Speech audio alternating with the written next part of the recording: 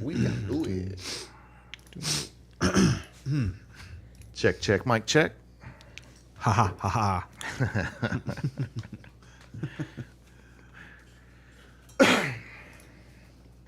Tell me what you want. All right. Damn, that looks really good. No, dude, you're good at writing all the games down, man. You make it look all pretty. Yeah. I got a bunch of spider scrawl as I'm doing it, man. It's just all So pretty. You know, let me turn my backgrounds off. That way that's not fucking with my performance.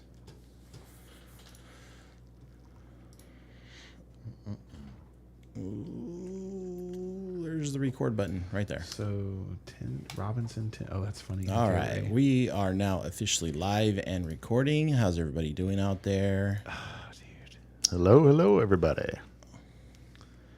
So, What's up, guys? Welcome to week. What are we in? 11. 86. Week 86 is starting to feel like that. We're getting to that point of the season where it's starting to. Yeah, it's.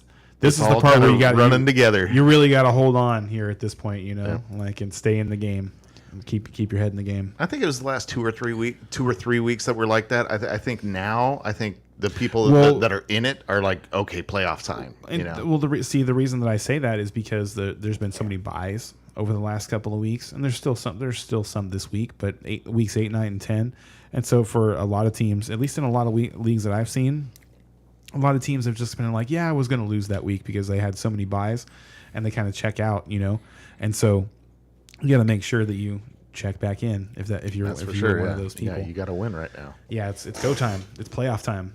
It is the last week to make trades for most leagues, Yes. even in Dynasty.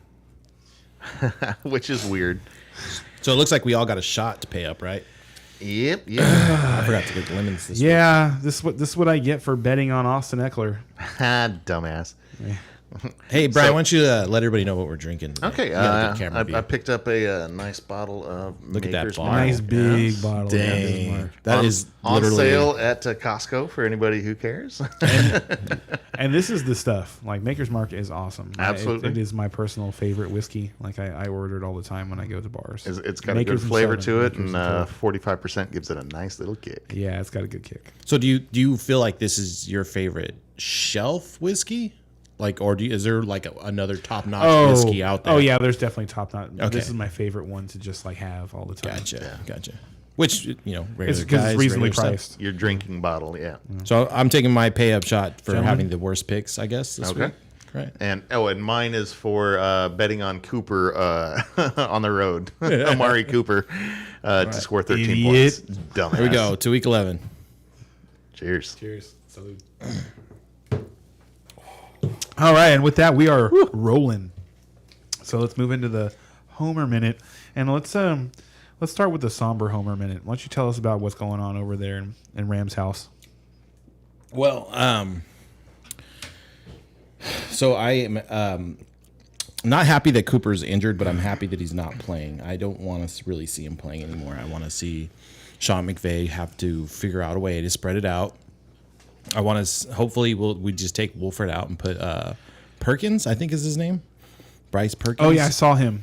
Yeah, So- he seems kind of gadgety though. I'm hoping we give him a shot. I'm hoping we give our receiver. I think his name was McClellan or McClowan or something like that. He did. McCutcheon. I think it's okay, McCutcheon. Yeah. And I'm hoping we give him a shot. I think it's safe to say that the Rams will miss the playoffs this season with all the injuries and whatnot that's going on. That's been riddling them. It's going to be really tough. And I'm actually I don't mind it. I kind of hope that Sean McVay's broadcasting offers kind of get pulled off the table. You know what I mean? Because of the He's season. not hot stuff anymore. Yeah. Well, what about your season long bet with Brian for Robinson to get 10 touchdowns? Do you I'll think probably have to pay that up. Well, you don't think there's an increase that in the likelihood of that happening now with Cooper Kupp being hurt? So I still need him to do 8. He's only at 2 still. Yeah. I that's still need him to get 8. I got a good lead. And it could get turned That's a around. Bowmore? He's getting a little bit. Yeah, he's getting a little bit more targeted.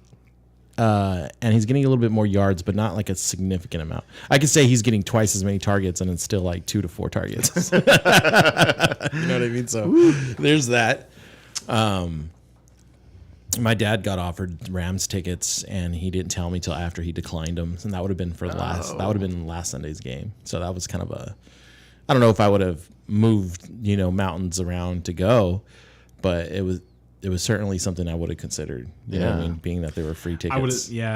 So Dude, that's hard to pass up. but. It's expensive to get into an NFL stadium these days. Mm-hmm. But we are going up against New Orleans next week, so we could win that. I mean, I think that's kind of like at this point, it's just I'm going to pick them. Obviously, Steelers did it. That's kind of a side note. Start the New Orleans defense this week. You know what? Honestly, if you just look at the trend against the Rams aren't scoring offensively. I started the Cardinals defense a lot, dude. Picking the defense against the Rams every week might be a legit strategy. It has been good. Like they are actually giving up the most points to opposing fantasy defenses. And they lost 2 offensive linemen again. this How week. did they have 2 more to lose? I don't even understand that. They are literally playing guys off the street now. So I don't think it's a fair assessment to be like, and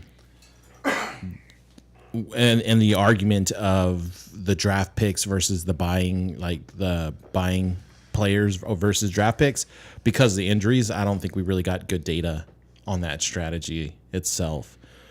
Obviously, though? I mean, if you're in like the fourth string, fifth string, starting for you, I don't really think.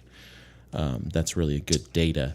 And we've seen New England do it a lot over the past decade, I want to say. Not to the extreme of what the Rams were doing, but they certainly did trade off a lot of their draft picks to pick known players. Because they had the quarterback to do it. Yeah. So that I think that's it for my minute. I don't really have anything else on it. My thoughts on them. Right on. Steelers, we won last week. Woohoo! TJ Watt is back. Oh my God, that guy's a stud. If you don't watch him play, like you're missing out. Like he is so freaking amazing.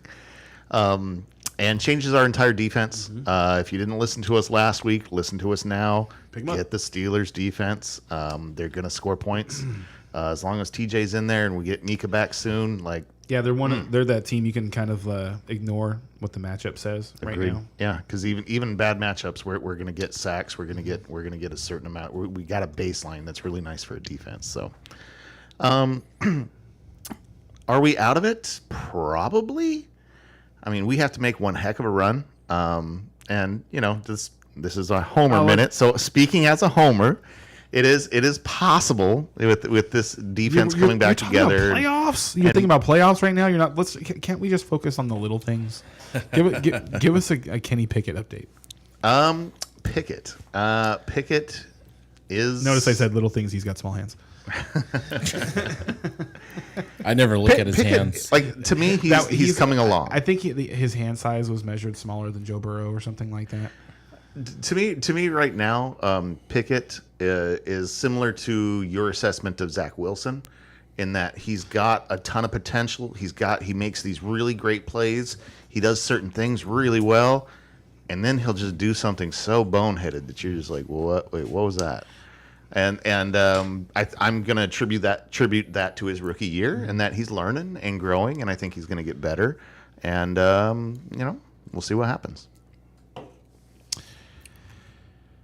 So, the Cowboys pulled a conventional Cowboys and lost this last weekend, and it was a really frustrating game to watch because it was the turnovers. Like the Packers played a good enough game to be in position to win that game. Kudos to them, but the Cowboys just kept shooting themselves in the foot. And they were obviously the better team. They were the far more explosive team. Like they gave up a couple of plays, but it wasn't. They all of them were based on play action, and it was because the Packers, their run game was effective because the Cowboys still need to figure out a way to stop the run. So I was a little surprised this week when the Eagles loaded up on defensive line and the Cowboys really haven't done much of anything to help bolster their defensive line. And they're the ones that are really struggling against the run, whereas the Eagles know they're getting Jamin Davis back in a few weeks and should be much better against the run at that point. But the interceptions by Dak. I was really annoyed with the receivers on those plays. CeeDee Lamb for not running a sharp route on the second one. And then the first one was just Dalton Schultz not pressuring the safety enough in order for CeeDee Lamb to have room in the middle. And both plays, because they were lazy routes, allowed the safety to come down and make the interception. And one of them was in the end zone and stopped the Cowboys from scoring. And they were up at the time. I think it was 7-0, and so they were about to go up 14-0, and it just completely changed the momentum of the game. And then the other one stopped another drive that was in Packers territory already. So they just need to. I don't know. They need to clean that stuff up. Is that Mike McCarthy? I don't know. He slammed his headset down that game, didn't he? I think I saw that part. Yeah, and so he was getting killed for the fourth down call, not kicking the field goal. But I remember that now. I personally, like, when I didn't think anything of it. I wouldn't have wanted to kick the field goal there. I probably would have punted, to be honest with you, because the Packers offense hadn't, they weren't. It's not like they were picking the Cowboys defense apart. They were. They had, like I said, they had been successful on a couple of deep balls, but that was really their offense was, run, throw a deep pass. I think Aaron Rodgers threw less than 25 passes in that game. Crazy. Yeah, so I still feel fine with them going forward, Yeah. Kind of just got to shake it off. And if, again, if you told me we're going to be going into week 11 at 6-3, I'd be like, sweet. Right. So, but now the Packers lost it seemed like there was no way it could happen, like going in, just like the way the Packers offense was operating, and the way the Dallas defense has been playing. The Cowboys just really missed shocked. Zeke in this game because they seem to, like, Tony Pollard's just. He's not a ball control running back. No, he's good at what he does, and that's getting the ball 12 times a game. Mm-hmm. 12 to 15, and you can see that he's tired right now. I was going to say, and then he's exhausted. You can see, like, they really need Zeke to win these games, to close out games. They really need Zeke. Hopefully he's back this week. We don't know. Sounds like it. We don't know. The things that I've heard make me lean towards he's going to play, but you never know. Yeah. So anyway, man, bunch of sad state of affairs for our Homer minutes, huh? Like, I didn't get to, I guess it was. I won. Huh? Yeah. We should. I was talking about playoffs over here. Like, yeah, he's got it. You stopped me from talking about playoffs. Like I said, really nothing good going on in our Homer minute today. Are you guys ready to move on? Let's do it. Yeah. All right. All right. So we got first. Let's see here. So our first matchup is going to be the Bears at the Atlanta Falcons. The Chicago Bears are at +3, over under at 49.5. If you're betting on the Chicago Bears, you're at +135, and if you're betting on the Falcons, -155. I can't believe the Bears are the underdog in this game. Yep, That does seem strange. Based on what they've been doing, what the Falcons have been doing. The Falcons struggled against, the Panthers. So they've struggled a couple of weeks in a row here, from what I remember. And the Bears have been putting up points on everybody. Dude, they've been looking amazing. Yeah, so at least their offense has. I mean, they still lost last week. I mean, I think fantasy-wise, we look at it like, oh my God, they're kicking butt. But I honestly forgot. Oh yeah, they did lose though. They did lose though. They're starting to look a little bit like the Lions from earlier in the year or at the end of last year, putting up all kinds of fantasy numbers. Yeah, it's looking real exciting, but they keep losing games. So. But at the same time, yeah, eventually they're gonna win one of these games. Yeah. They're gonna steal one of these games, and this seems like one that they can. Oh, for sure. You feel like the Falcons can steal this? No, the Bears. I think the Falcons would have to steal it. In my opinion, gotcha. the Bears should be favorites in this game. I think the Bears are gonna win this game. Big things to know. Is this maybe because didn't the Falcons kind of overperform a little bit last week? Any week that they score more than 10 points, they're overperforming, I think. But Patterson had extravagantly overperformed. Because I remember I want to say I was watching and I was like, this is kind of impressive. No. Who'd they play? I can't remember. See? So yeah, honestly, I can't remember. All I remember is that Patterson had a bad game, and that was the only person I'd be willing to start on that team. I think so it was He a said weird. C. So it's a weird week. I think. I know what he you guys knows. He what just you didn't guys wanna are answer. thinking of is their game against the Falcons, where they the game against the Falcons was close, and they lost. They didn't even play last in week. overtime. I don't know what I was thinking. They played Thursday night against the Panthers in that storm game. That really ugly game. The game was horrendous. And no, I would not say that they played well. I didn't not say they played over the mark in that game. We all picked them to win, and they lost by double digits, I think. Sounds right. So, well, something I think we just glossed over was so at least the rest Justin Fields. Like, we have to talk about Justin Fields here. Like, He scored me like 40 when I points. said He's amazing. when I said we know that the Bears are going to score points, what did you think I was talking about?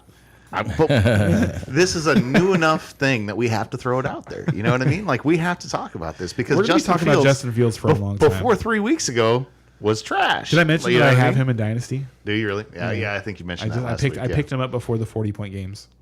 Wait, he was on the waiver wire in Dynasty? No, I traded for him. Like, Oh, okay. got I was him. like, what? I got him for like not even a 2023 pick, but a 2024 pick.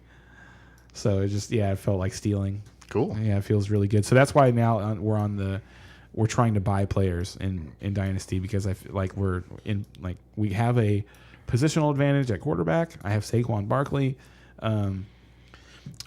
And honestly, that's what I'm bringing this up for, is to let everybody know that Justin Fields, all of a sudden, if you haven't noticed, He's a positional advantage at quarterback. exactly. Yes. Yeah. And that is a new Like phenomenon that we need are to point now at the point where we are. Should I start Justin Fields or Josh Allen this week? out. Right.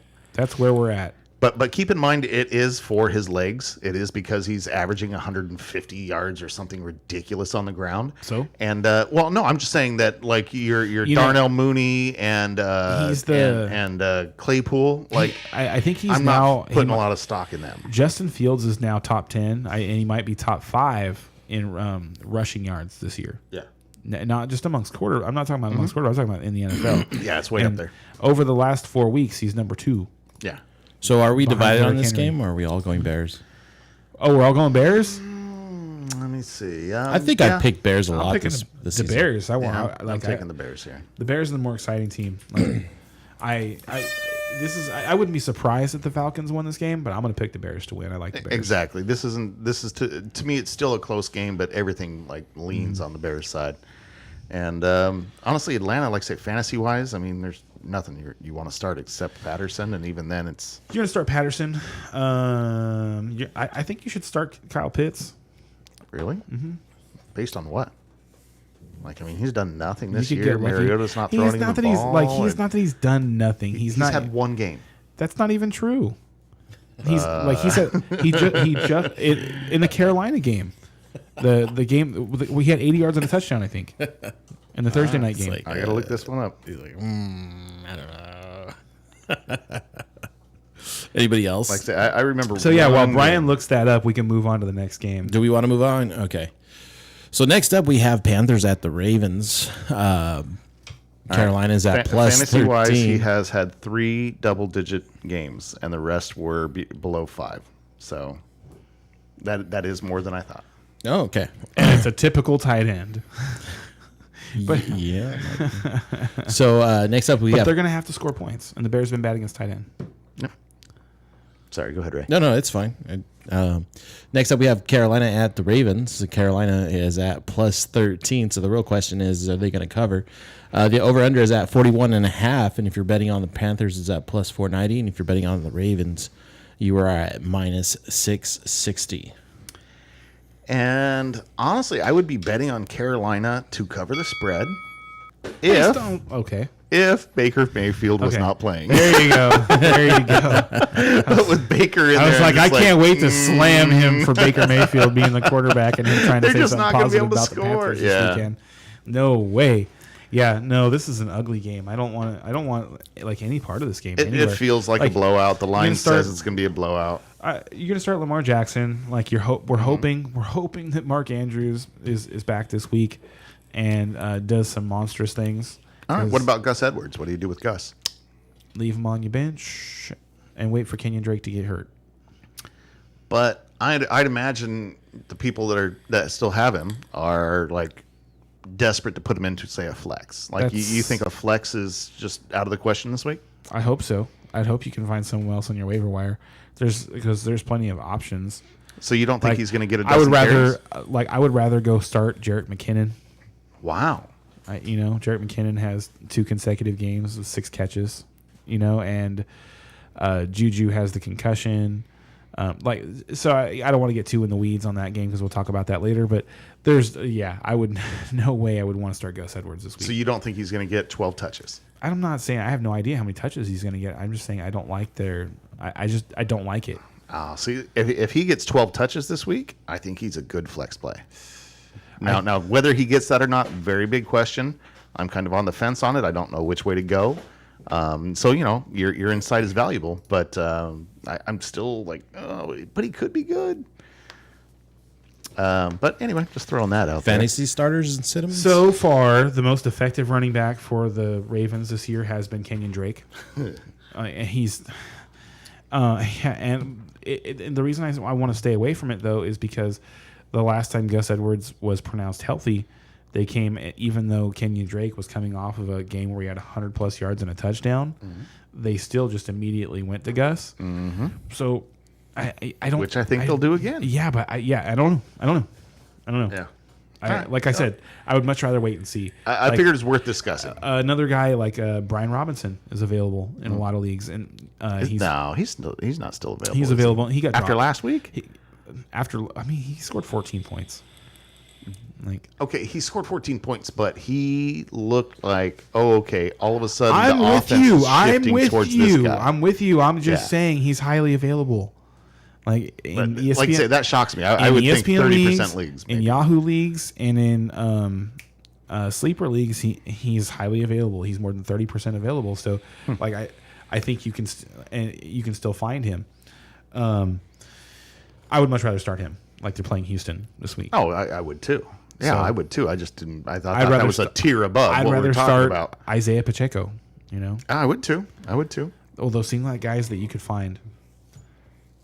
But that's the tier that he's in, and he's a little bit. But I mean, No, I agree. I agree you're with starting, you. So I'm I trying to completely agree with you that he's in that tier, and that's why I'm saying I would rather start these other guys because these other guys are going to get work. They've proven that they're going to do it, and Gus Edwards has come back healthy and left early. So, that's just where I'm at when a player has a season like that. It's kind of like how we were when we were waiting for Christian McCaffrey in 2020, and because he played 6 games in 2020, and they were just kind of scattered all over the place, and you were just like, as soon as he was back, you're like, put him in your lineup and we're ready. Right. And then he'd play 10 plays, and he'd look awesome for the 8 to 10 carries that he'd get, and then he'd be out again. And this is Gus Edwards, not Christian McCaffrey. No, so very true. So do you want to play that game? I don't. Yeah, no, and say I'm worried about it, but I think it's worth a discussion because I think there's some people out there that are absolutely. That's why we're having it. mode, We're having so. it. And speaking of that, if you are in that desperation mode, if Andrews is out, Likely is probably a good play. So if you've got some tight end issues, and you can afford Likely on your Likely your bench. might be a good play even with Andrews. Because they lost Bateman for the year. Yeah. And they've got Demarcus Robinson, Devin Duvernay, James Prochet the second. Which one of those guys do you want to throw the ball to? And then you look at Isaiah Likely, and it's like, I'll throw him the ball. He's 6'4", 250, and he looks more athletic than Andrews does. So, all right. So on the other side of the ball, are you starting DJ Moore, and are you starting Deontay? You're like, no, Deontay Johnson? I don't. I am sitting DJ Moore everywhere I possibly can right now, and I start Deontay Foreman. Yep. And that's pretty much it. That. But even that situation, And I'm Foreman, worried of yep. because Chuba Hubbard hasn't been healthy yet. I kind of feel like it's just we're waiting for Chuba Hubbard to get healthy, and he'll actually get the And the amount of my carries that he's supposed to opinion- get, it'll be more 50-50. I think it's going to be more 60-40, but that's still a huge I'd cut. say 55-45, but Whatever. But, Foreman's if you want to split hairs, I'll split hairs with you. Foreman is going to be the lead back. You know what I mean? Like, he's going to be the lead guy. He's going to get most of the touches. Okay, lead back, I would say I personally place a high value on goal line carries, and I would assume that he would be the goal line and short yardage back. Right. But Chuba Hubbard's going to get the passing work. Exactly. So who's going to be more valuable in PPR is kind of up in the air. And so I think it comes down to it's Especially going to be a like- classic and first and actually- second down back and a third down and back. actually, on a team that's not going to score a lot of points, you don't assume is going to have a lot of goal line opportunities. I lean towards the guy that's going to catch the ball. And the problem there is that Chuba, in the times that he's had to But play I want in neither. the last 2 I years, want- I want- hasn't shown much. I want neither. So I don't want Chuba. You can you should be leaning on Deontay Foreman right now, and I am in a couple of leagues for I'm in my sure. dynasty, yeah. However, just know that he's kind of a house of cards. I agree with that. I do kind of feel like the rug is going to get pulled out from under me. Yeah, he's going to become worse than he is. And like right now, he's hit or miss, and he's going to become even more hit or miss. Well, once. right now he's getting so much work that he's like you can't miss. Like, Well, I mean, he's but that was in the last 4 games, and 2 out of those 4 games were I Atlanta, agree. the same team. You know, I totally agree. I totally agree. It's been a nice ride. Yeah. And, like it's been a nice ride. and the game he was bad, he And- was really bad. But we're probably going to run out of gas here on that train soon, or out of coal. That train. All right, we took too long on that, but We spent way too much time on Panthers and Ravens. Yeah, The we Ravens did. are going to win that. I was game. like, what are you we're all guys picking Ravens. yes, right? we're all picking Ravens. Hey, you know what? There's Hey, some very interesting fantasy stuff in there. But yeah, and exactly, and for all people, people should know that we're not just homers. That like we're going to give the time whenever we feel the time is necessary to be given. I think honestly, as homers, we don't even really are really like homer based. He's giving me crap all the time. Like we're coming out of Panda Express tonight after dinner, and I saw a guy walking by in a Steve Young jersey, and I told him I'm about to jack that guy's jersey because it's on my list, and he's like, I could just never get into that. Just never buying other people's jerseys. buying Yeah, other other teams' teams. jerseys, Yeah. and what I said was I just don't have that much loyalty to NFL franchises. Like obviously I want to see the Cowboys win before I want to see any other team win. But I kind of resent the modern NFL in the way that it makes me like follow players from team to team to team to team, and you can't really count on a guy being on your team for 8 years when you draft him anymore. Yeah, they're. I mean, they got to be careful with that because I see. To me, we can get into it a little bit more in theories off season. Yeah, theories. yeah. But We should talk about that in the off season. But I just a little teaser because I mean, one of the I really do want to talk about is how it seems to me like there's plenty of room for players to get paid and not have to leave their teams. yeah, like just have a better system. And like you look at the receiver carousel that happened this last year, and these teams made all these decisions that are basically financial decisions, and they're just like we've all learned that the salary cap is fungible. So it's kind of ridiculous when teams are like penny pitching and they move on from stars, to penny pinch and stuff. And there's a bunch of teams right now that are suffering because they traded away, star wide receivers to make financial decisions for their team. Okay, so we're ready to move on to the Browns-Bills game. If you are, the Browns are at plus 7.5. That's crazy low. Do you think it's low? You think the That's Bills are going to blow them out? low. Okay. So what I think that is based on before the game got moved. I think that's a big part of it. Okay. The over/under is at 49.5. If you're betting on the Browns, See, you're now that says it's not. yeah. If you're betting on the Browns, you're at plus 295, and if you're betting on the Bills, you're at minus 360. So, For anybody who based doesn't on know the yet, over/under, though, the you game said got that moved. says it's not. The game got for anybody Before I who start doesn't the know, go ahead. No, before I start it. For anybody who doesn't know, this game got moved. It's Yeah. no longer going to be played in Buffalo. It's going to be played in Detroit at Ford Field. So the 7.5 line for the Browns, to me, that if they were going to play in the the snow blizzard, the thunder snow that's happening, okay, That makes sense. That I could see that. It's gonna be it's gonna be hard to score. It's gonna be hard for any team to get up that high or up in front that much. And then you see the over under at 49.5, and it's like so they expect the teams to score. Yeah.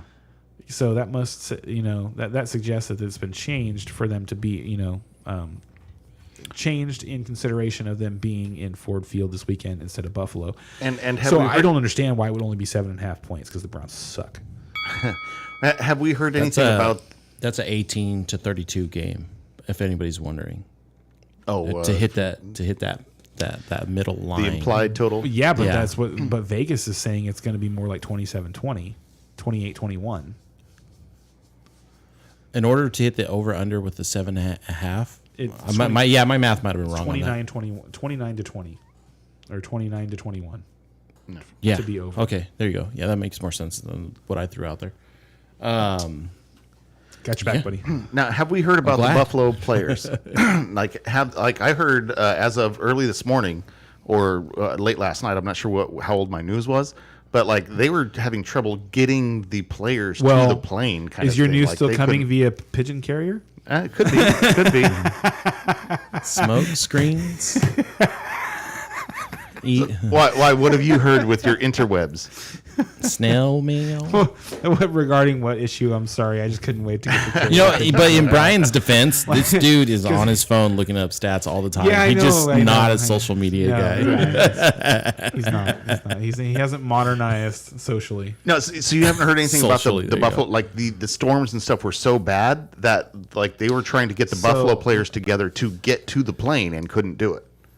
And so they no, were having serious logistic problems. My and so that was my concern. My understanding of the situation is that the weather is actually going to be clear enough on Sunday that you wouldn't assume that they needed to move the game. They're only expecting like 3 to 6 inches of snow on Sunday.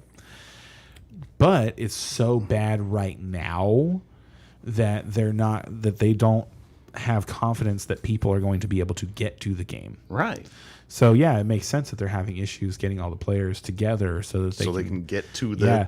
Honestly, I'm surprised they didn't just tell the players to meet in yeah, Detroit. I don't know the big story on all that. The team will take care of the equipment and stuff like that. However, they're going to take care of the Just get equipment, there. and the players just show up.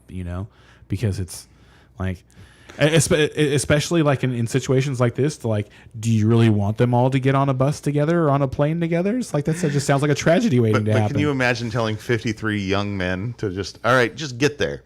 Like you'll get 49 of them. You know what I mean? These are NFL players. All right. They have money. I get it. I'm just saying, young men are young men. They're stupid sometimes. Sure, that's true. That's true, and it's fine. It is. Yeah. Yeah, whatever. Some random 6th-round pick just gets deactivated this week. Because he I'm didn't just saying. show I up. bet you that's part of why they do it as a group. But No, I'm throwing it out for there. sure. That's what, and also it's just team building and all that stuff, keeping all the guys together. All right, But we haven't talked about the game yet. Do we need to talk about the game? You're going to start Josh Allen. So the most important. What so are the injury situations like?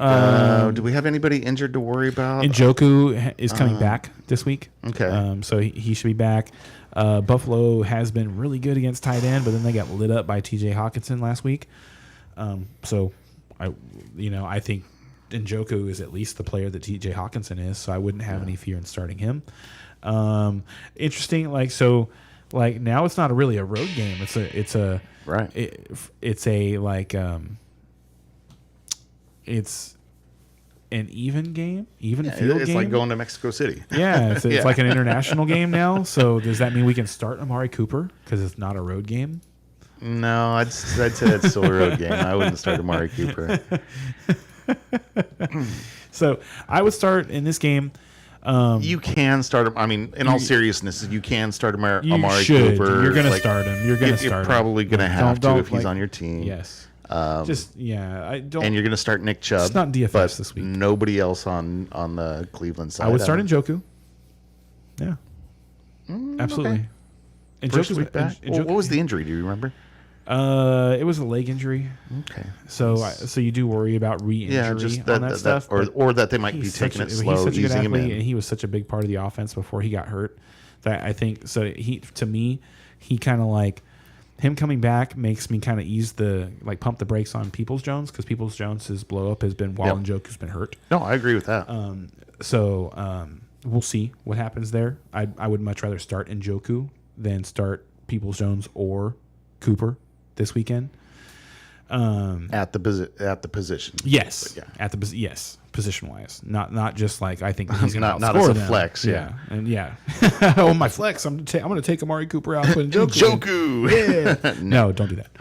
And then on the Bill Buffalo, side, we're just I think starting everybody. At this point, Singletary right? is super interesting. I think this week.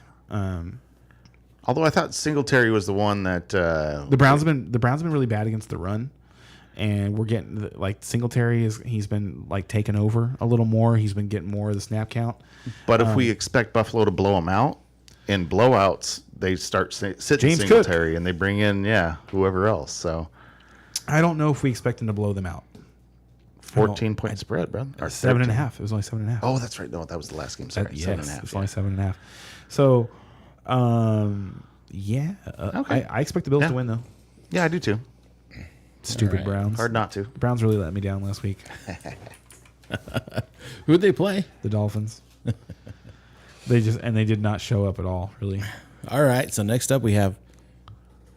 Oh, I have It might have been too hot though. the wrong game up. This is a really sunny game. There we go. All right. So next up we got the Washingtons at the Texans. Washington is at -3. The over-under at 41. And if you're betting on the Commanders, you're at -165. If you're betting on Texans, you're on at +140. This should be Commanders all the way. All the way. Yeah, I mean, hard not to think that at this point. So- They're both bad teams, so you never know. Do we talk about the Monday night game now? Against the Eagles? Okay, yeah, that's what we're talking about. Brian Robinson was awesome. Yes, and like I said, like we mentioned earlier, it looked like there was a real shift in the offense. I picked him. So at the last minute on Sunday, Zeke was declared out, and I was forced to take him out of my lineup and make a pivot. And it's after 1 o'clock, so there's very few options. And Brian Robinson happened to be available in our league, and I am super happy to have him now. Right. Because going into last week, he didn't look like a great play. It was No, like, it didn't. oh god, It's like I gotta play him. He's going to get. My thoughts going into that were like he's going to get 12 to 14 carries. The Eagles are suffering with a couple injuries up front. Maybe he'll score, and man, he probably most players would not have scored on the play that he scored on.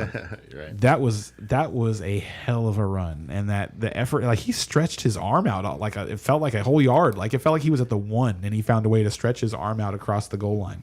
I remember seeing 1 or 2 plays where he was just dragging players, Yes. literally dragging players. yes, I was like, and whoa, so, I think he's feeling better. And then I looked at his schedule and saw that he had Houston next week, and I was like, oh my god, this is going to be awesome, because Houston has been the worst tackling team in football this year. They've gotten gashed by everybody. I'm actually super excited to see what Brian Robinson does to them this weekend.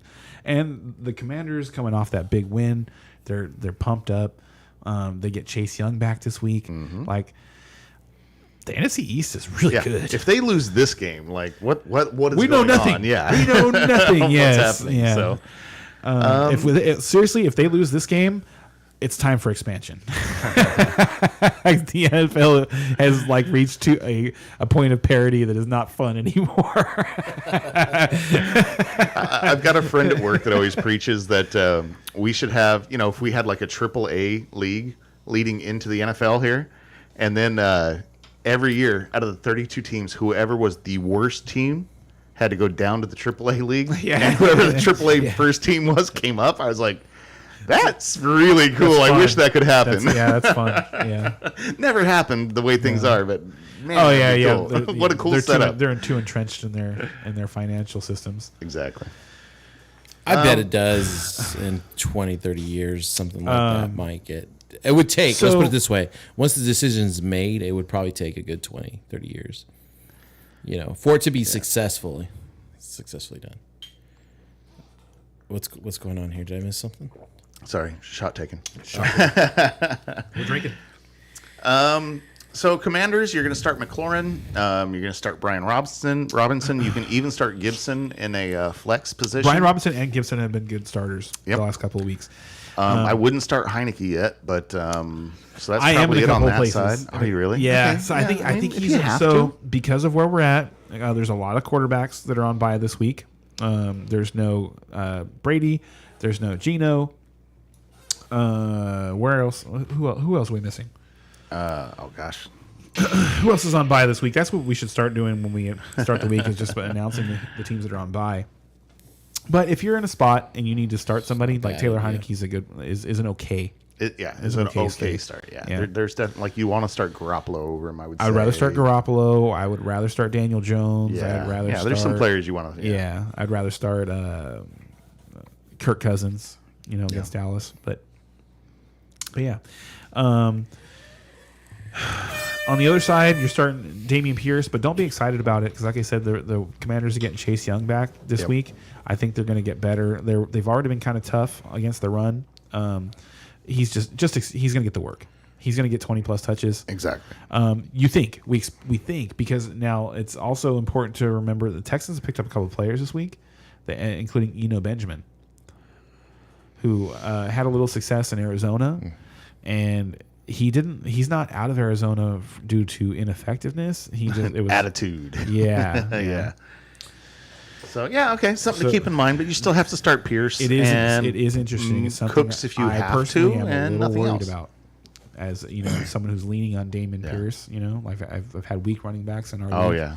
Okay. So I'm definitely keeping an eye on that. So next up, we have the Eagles at the Colts. Did we all pick the Commanders there? Yes. Yes. Okay. We have the Eagles at the Colts. Eagles are at minus 6.5. The 1-2 Eagles at the 1-2 Colts. Yeah. The over-unders have 45.5. If you're betting on the Eagles, minus 300. And if you're betting on the Colts, plus 250. So what was the point spread again? You guys remember Monday night when the Plus Eagles 6.5. lost? 6.5. That was For Colts. awesome. So we didn't actually really talk about the stuff that was controversial in that game.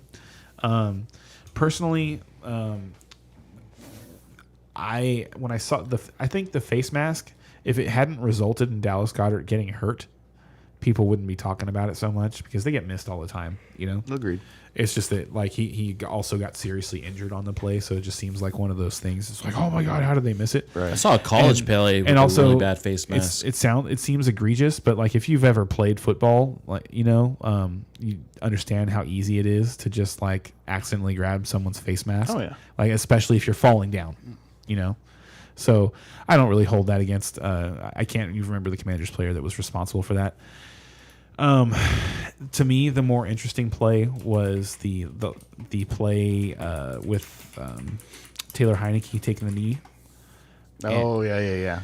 And people are just like completely up in arms about how it's an egregious call, and it's just not in the spirit of the competitive rule or whatever you want to say, whatever reason you want to give, like whatever. I don't even know whatever slack you want to give Brandon Graham for making that boneheaded play.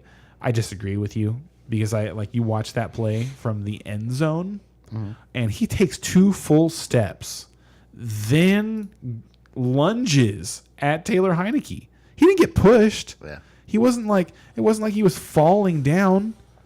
Taylor, you see it from the end zone, and Taylor Heineke takes a knee, and Brandon Graham takes 2 full steps, then lunges. And I think his explanation was that, the way Heineke was doing it, he thought he was gonna. I don't know what it was, but you're right. Heineke didn't get back up. He didn't. He took a knee and kind of sat there. Yeah. So it's like, how hard would it have been for you to run by and tap him on the shoulder? Right, Even if you thought that the play was still alive, he's on the ground. Just tap him on the shoulder. Like it was such a stupid play. Or run over there and put your arms around him. Yeah. You had to lunge at him. Yep. Like that's why they called it, dude. Of course. Yeah. Absolutely, they have to call that. Like, you're a 300-pound man who just lunged himself. And it was obvious. At a guy on the ground. Yeah. And he's the quarterback.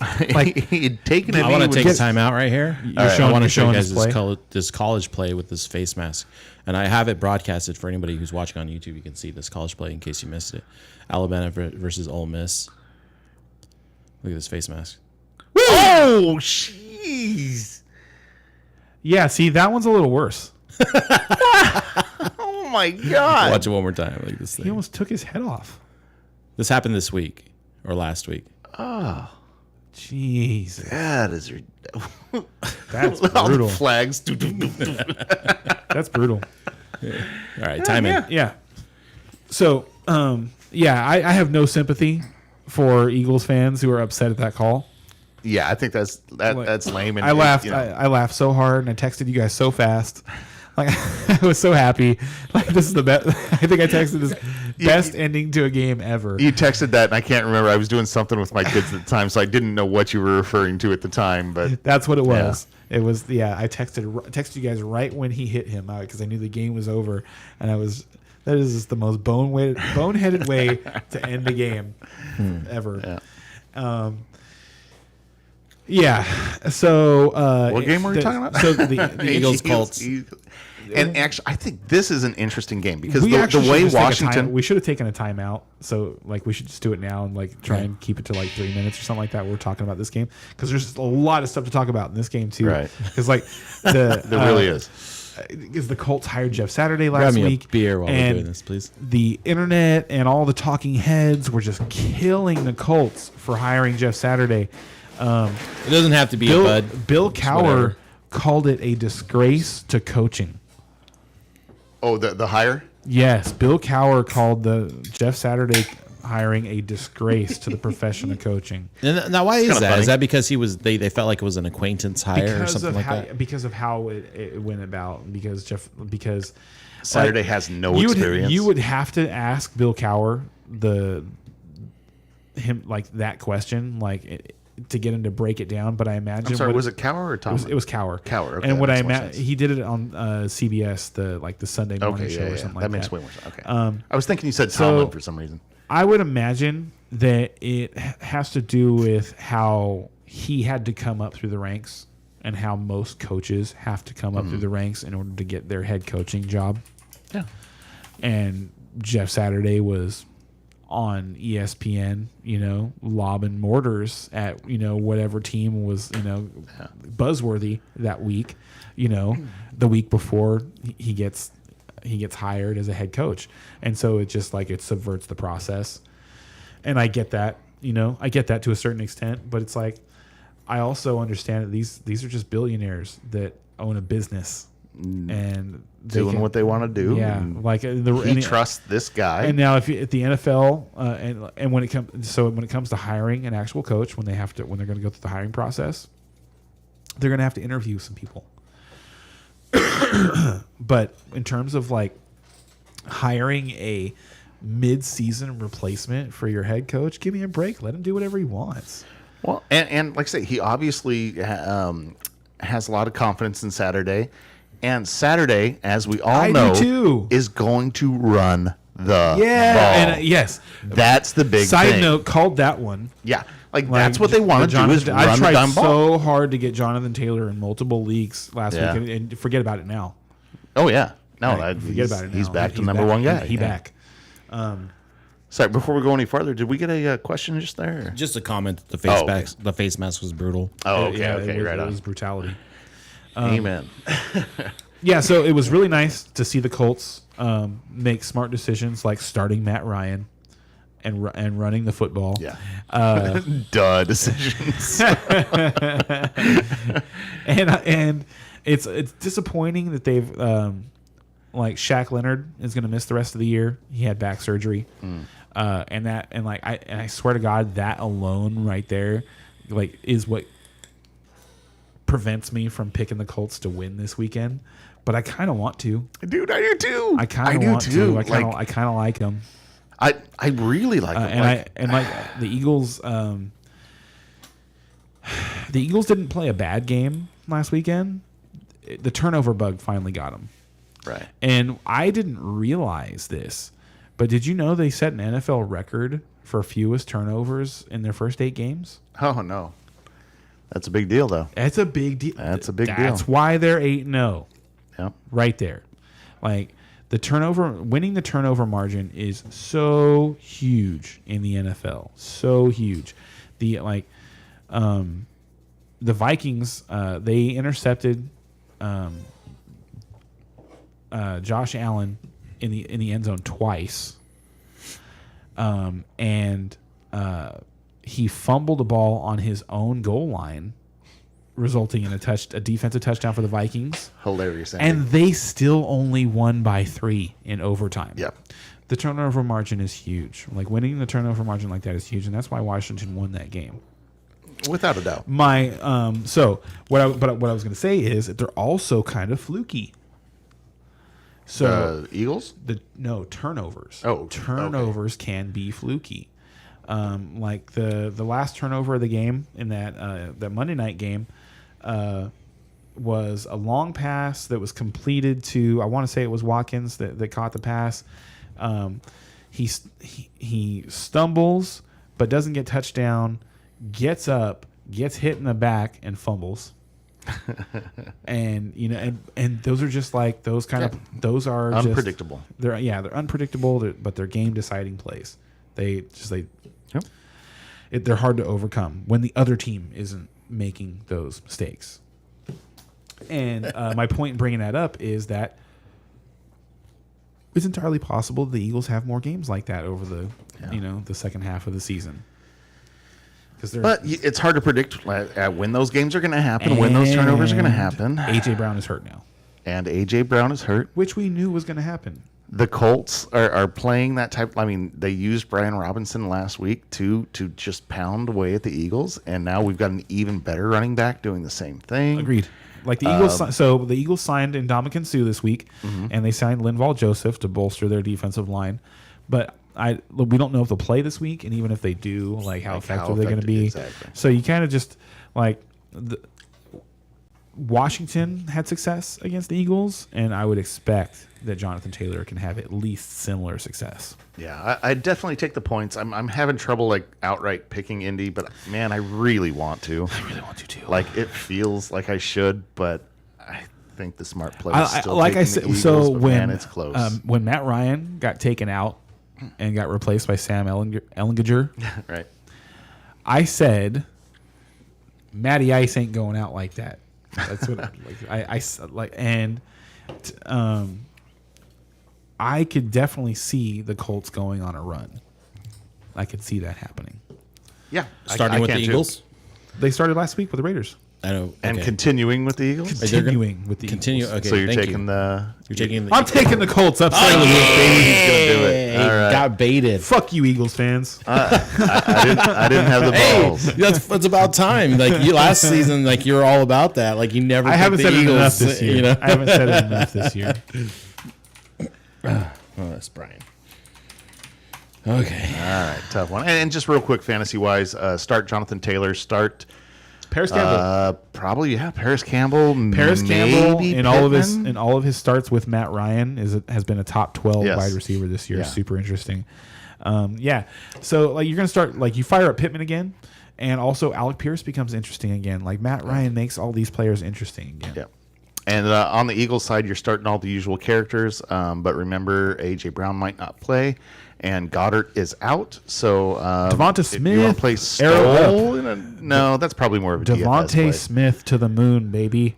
Okay. He doesn't this guy over here to my right doesn't have the faith that I do In Devontae Smith. in the Yeah. Devonta Smith talent. I watch him play, and I'm just I want to see it, man. I just I hate the Eagles so much, but I really like him. He's a really good player. And I've heard that from multiple people. And I just haven't seen it with my eyeballs on the NFL field, and so I feel like I've seen it a lot. okay. I don't know if maybe you're not watching him enough. You're not Maybe watching, not. You're not Maybe watching enough Eagles games. Maybe you're just Pennsylvania jealous. Here we come, brother. But you should, because he's really good. All right. He's really good. He can do all of the things. He can Yeah, make all and the he's- different catches. he's really he runs, good, but- runs good routes. He's lightning fast. He can But make the obviously acrobatic way catches. worse than A.J. He's Brown. just, the thing you so just worry about him getting hit with Devonta Smith. I wouldn't even say he's worse than A.J. Brown. That's not fair. I That's think not fair. that's completely fair, but that's my big knock That's not against him fair. is A.J. Brown comes in and goes, "This is what a real receiver is, motherfucker." That's what I feel happened this okay. year. And the only thing I'll say about that is that he has a leg up on Devontae Smith, and that him and Jalen Hurts have been best friends since high school. Oh, A.J. Okay. Yeah. Whereas, but whereas Smith actually had a year of playing with him last year. Yeah, but that is It doesn't in the matter. NFL. It doesn't really matter. It's like Joe Burrow had a year of playing with T. Higgins and then got Jamar Chase. Right. Well, Jamar Chase is better talent, though. Is he? Is he? Sure. T. Higgins seems like it. T. Higgins does some special things, but it's just there's just something to be said about a quarterback and a receiver having chemistry. Yeah, Like you can't deny that for sure. All right, moving on. All right, next up we have the Jets at the Patriots. hold on, can we take a timeout again real quick? So we used to do We don't take timeouts. We used to do this all the time, but what? So real quick, what are your your favorite quarterback receiver combinations of all time? Oh God, of all time, like, dude, you can't just ask me that off the bat, I sure man. can. I took a I timeout. have no I took idea, a man. timeout. Have yourself a drink and answer the question. Jeez. Big Ben, Hines Ward. Oh God. Sorry, I asked this question.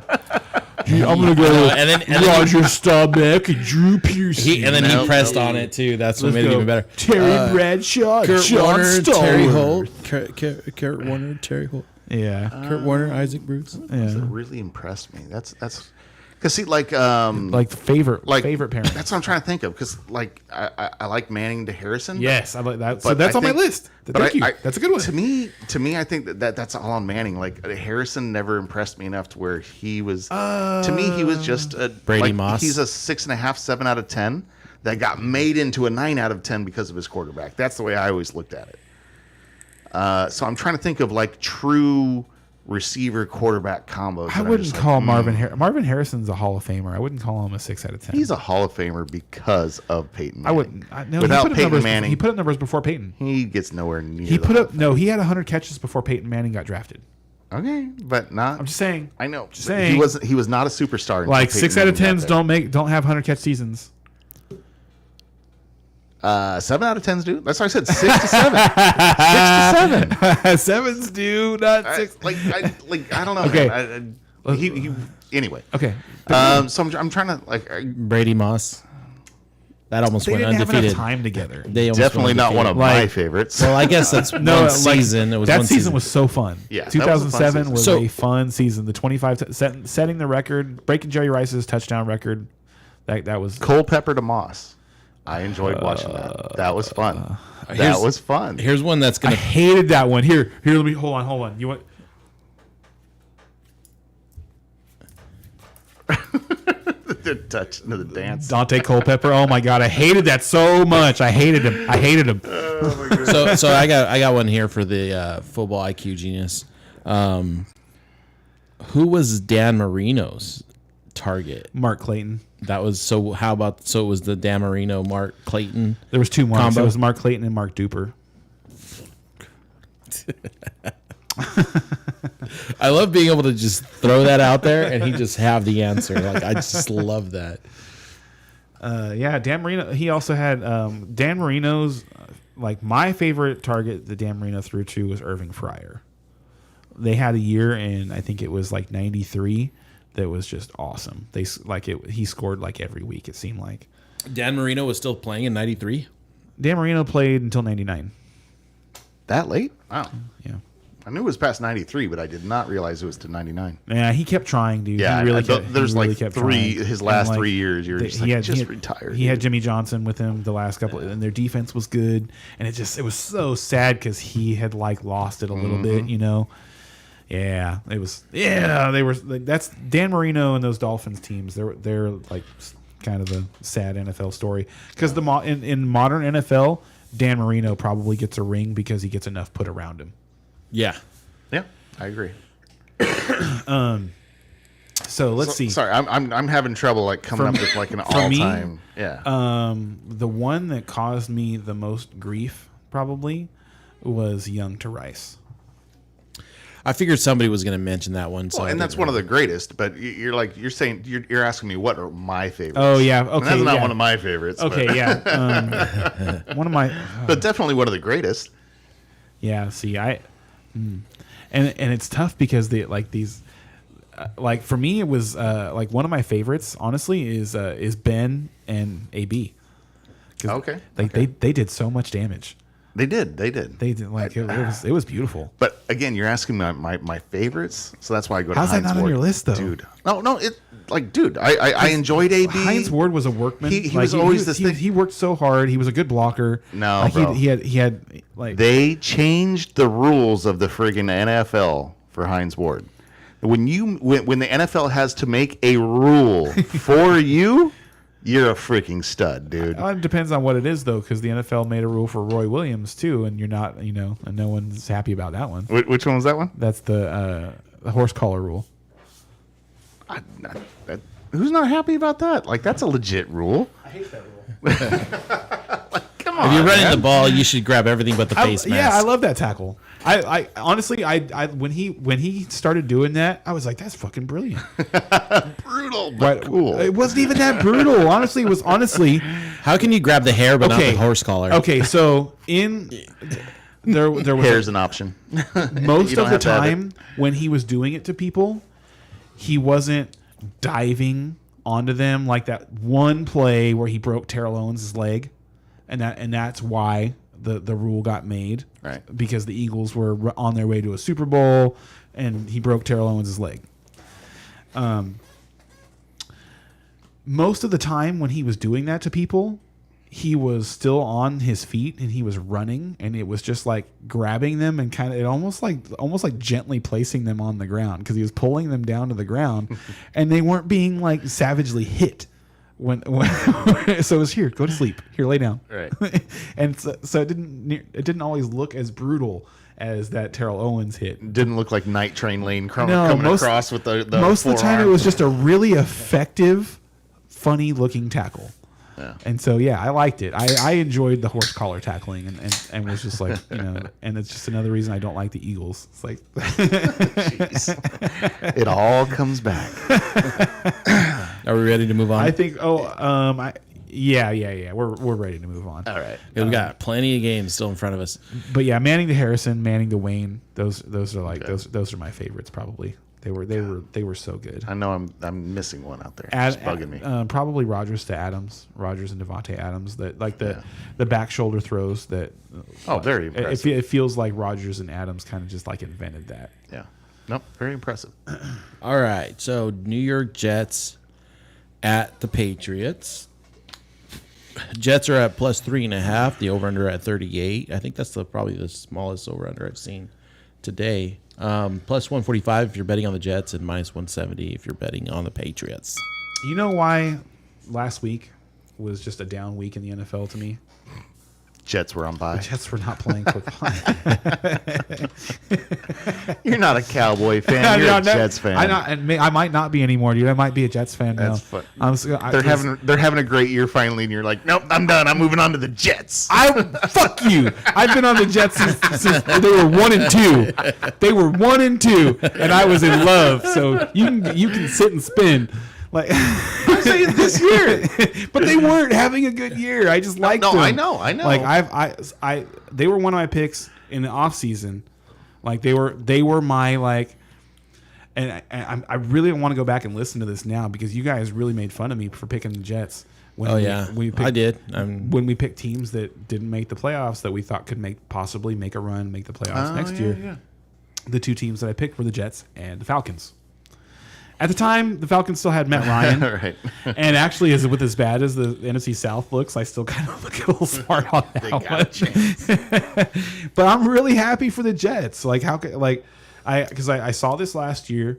They looked like a team that was turning it around. They were playing tough. They were in the games, And all their draft picks hit. Yes, and when in April, I think like we were texting each other during the draft and stuff, and I was super excited about what the Jets did in the draft. I felt like the Jets won the draft. Yeah. Like we did a podcast shortly after the draft happened. I think that's what I said was I think the Jets won the draft, and they have.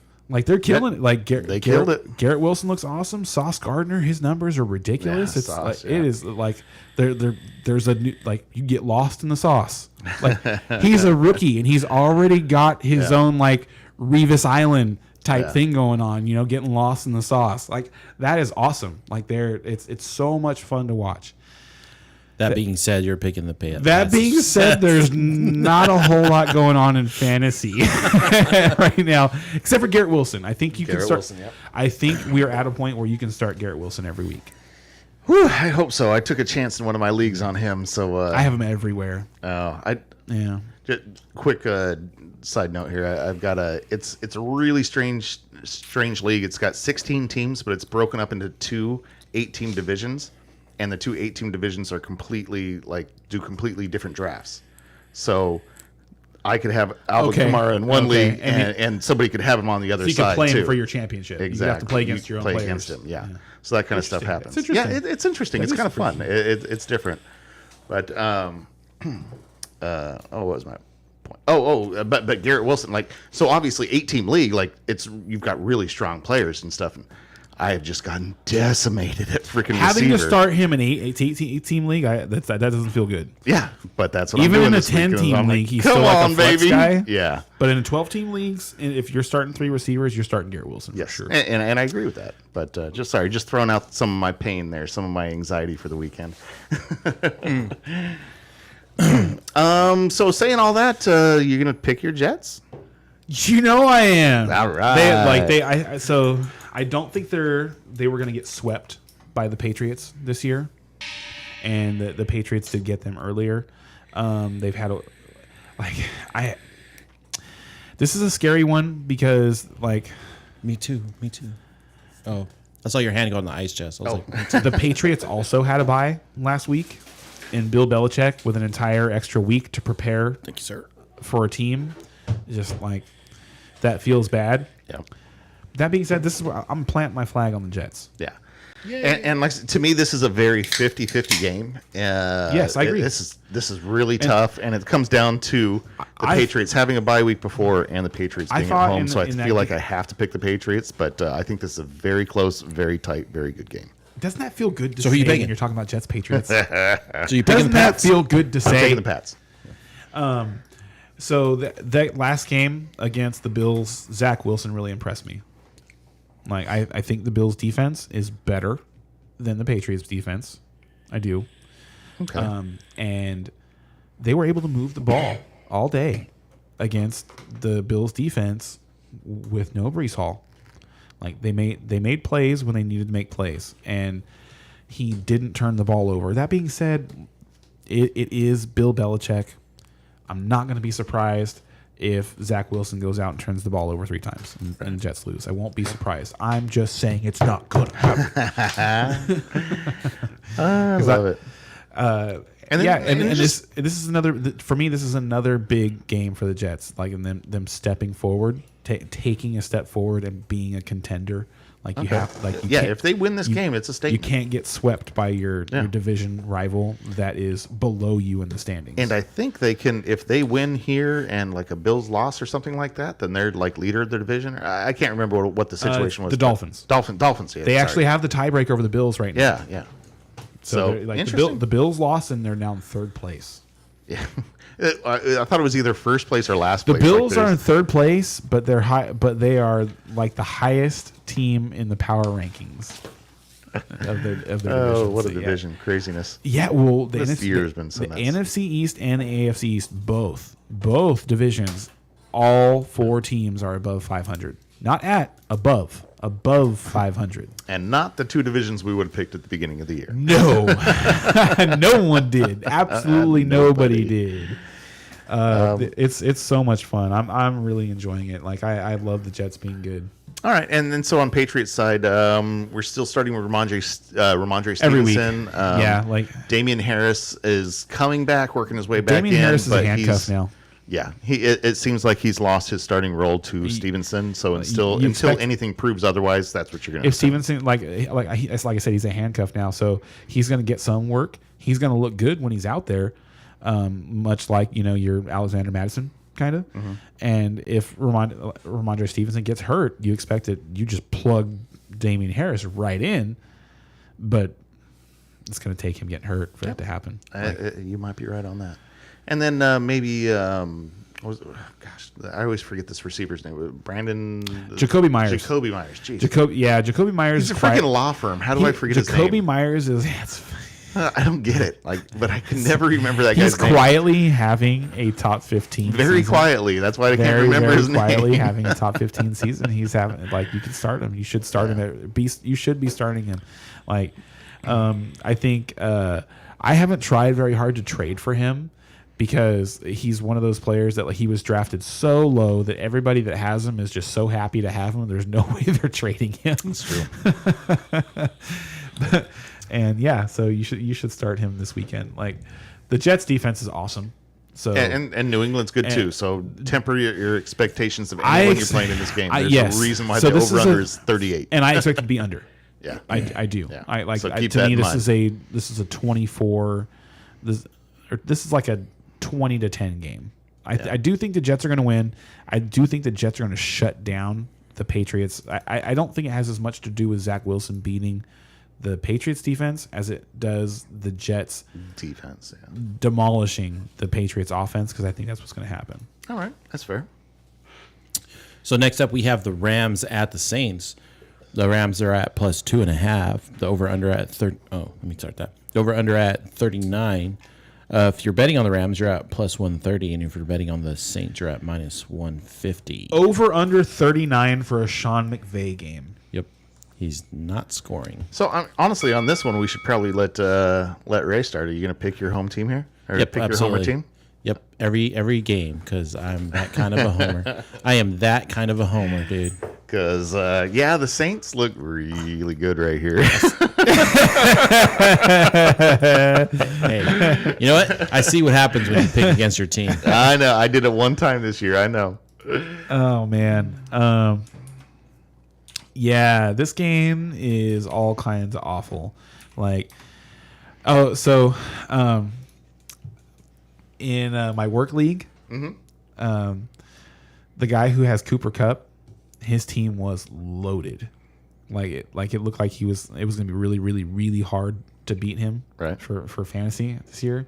And so it's yes, thank you, Cooper Kupp, for getting So you're saying I got a chance? saying I got a chance. No,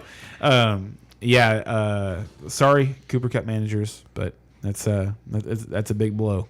Yep. That there is no replacement for that. It's not No, sir. in a lot of places, in the league, Not Ben Skronik? for instance, no. And so my point is, thank you. In a lot of places, for instance, you'd say Jamar Chase, probably top 5 receiver, right? Right? Just in general, right? Yeah. Okay, he gets hurt. Tyler Boyd slides right in, right? You're not expecting a 40-point game from Tyler Boyd, but you're like, man, Tyler Boyd's going to score me 20 this week. He for might sure. score me 20, 25. Yeah. and with it upwards of 25 to 30, he could do that. The Rams don't have that going on at all. Cooper Kupp was their offense. That was it. That's all That's all they had going on.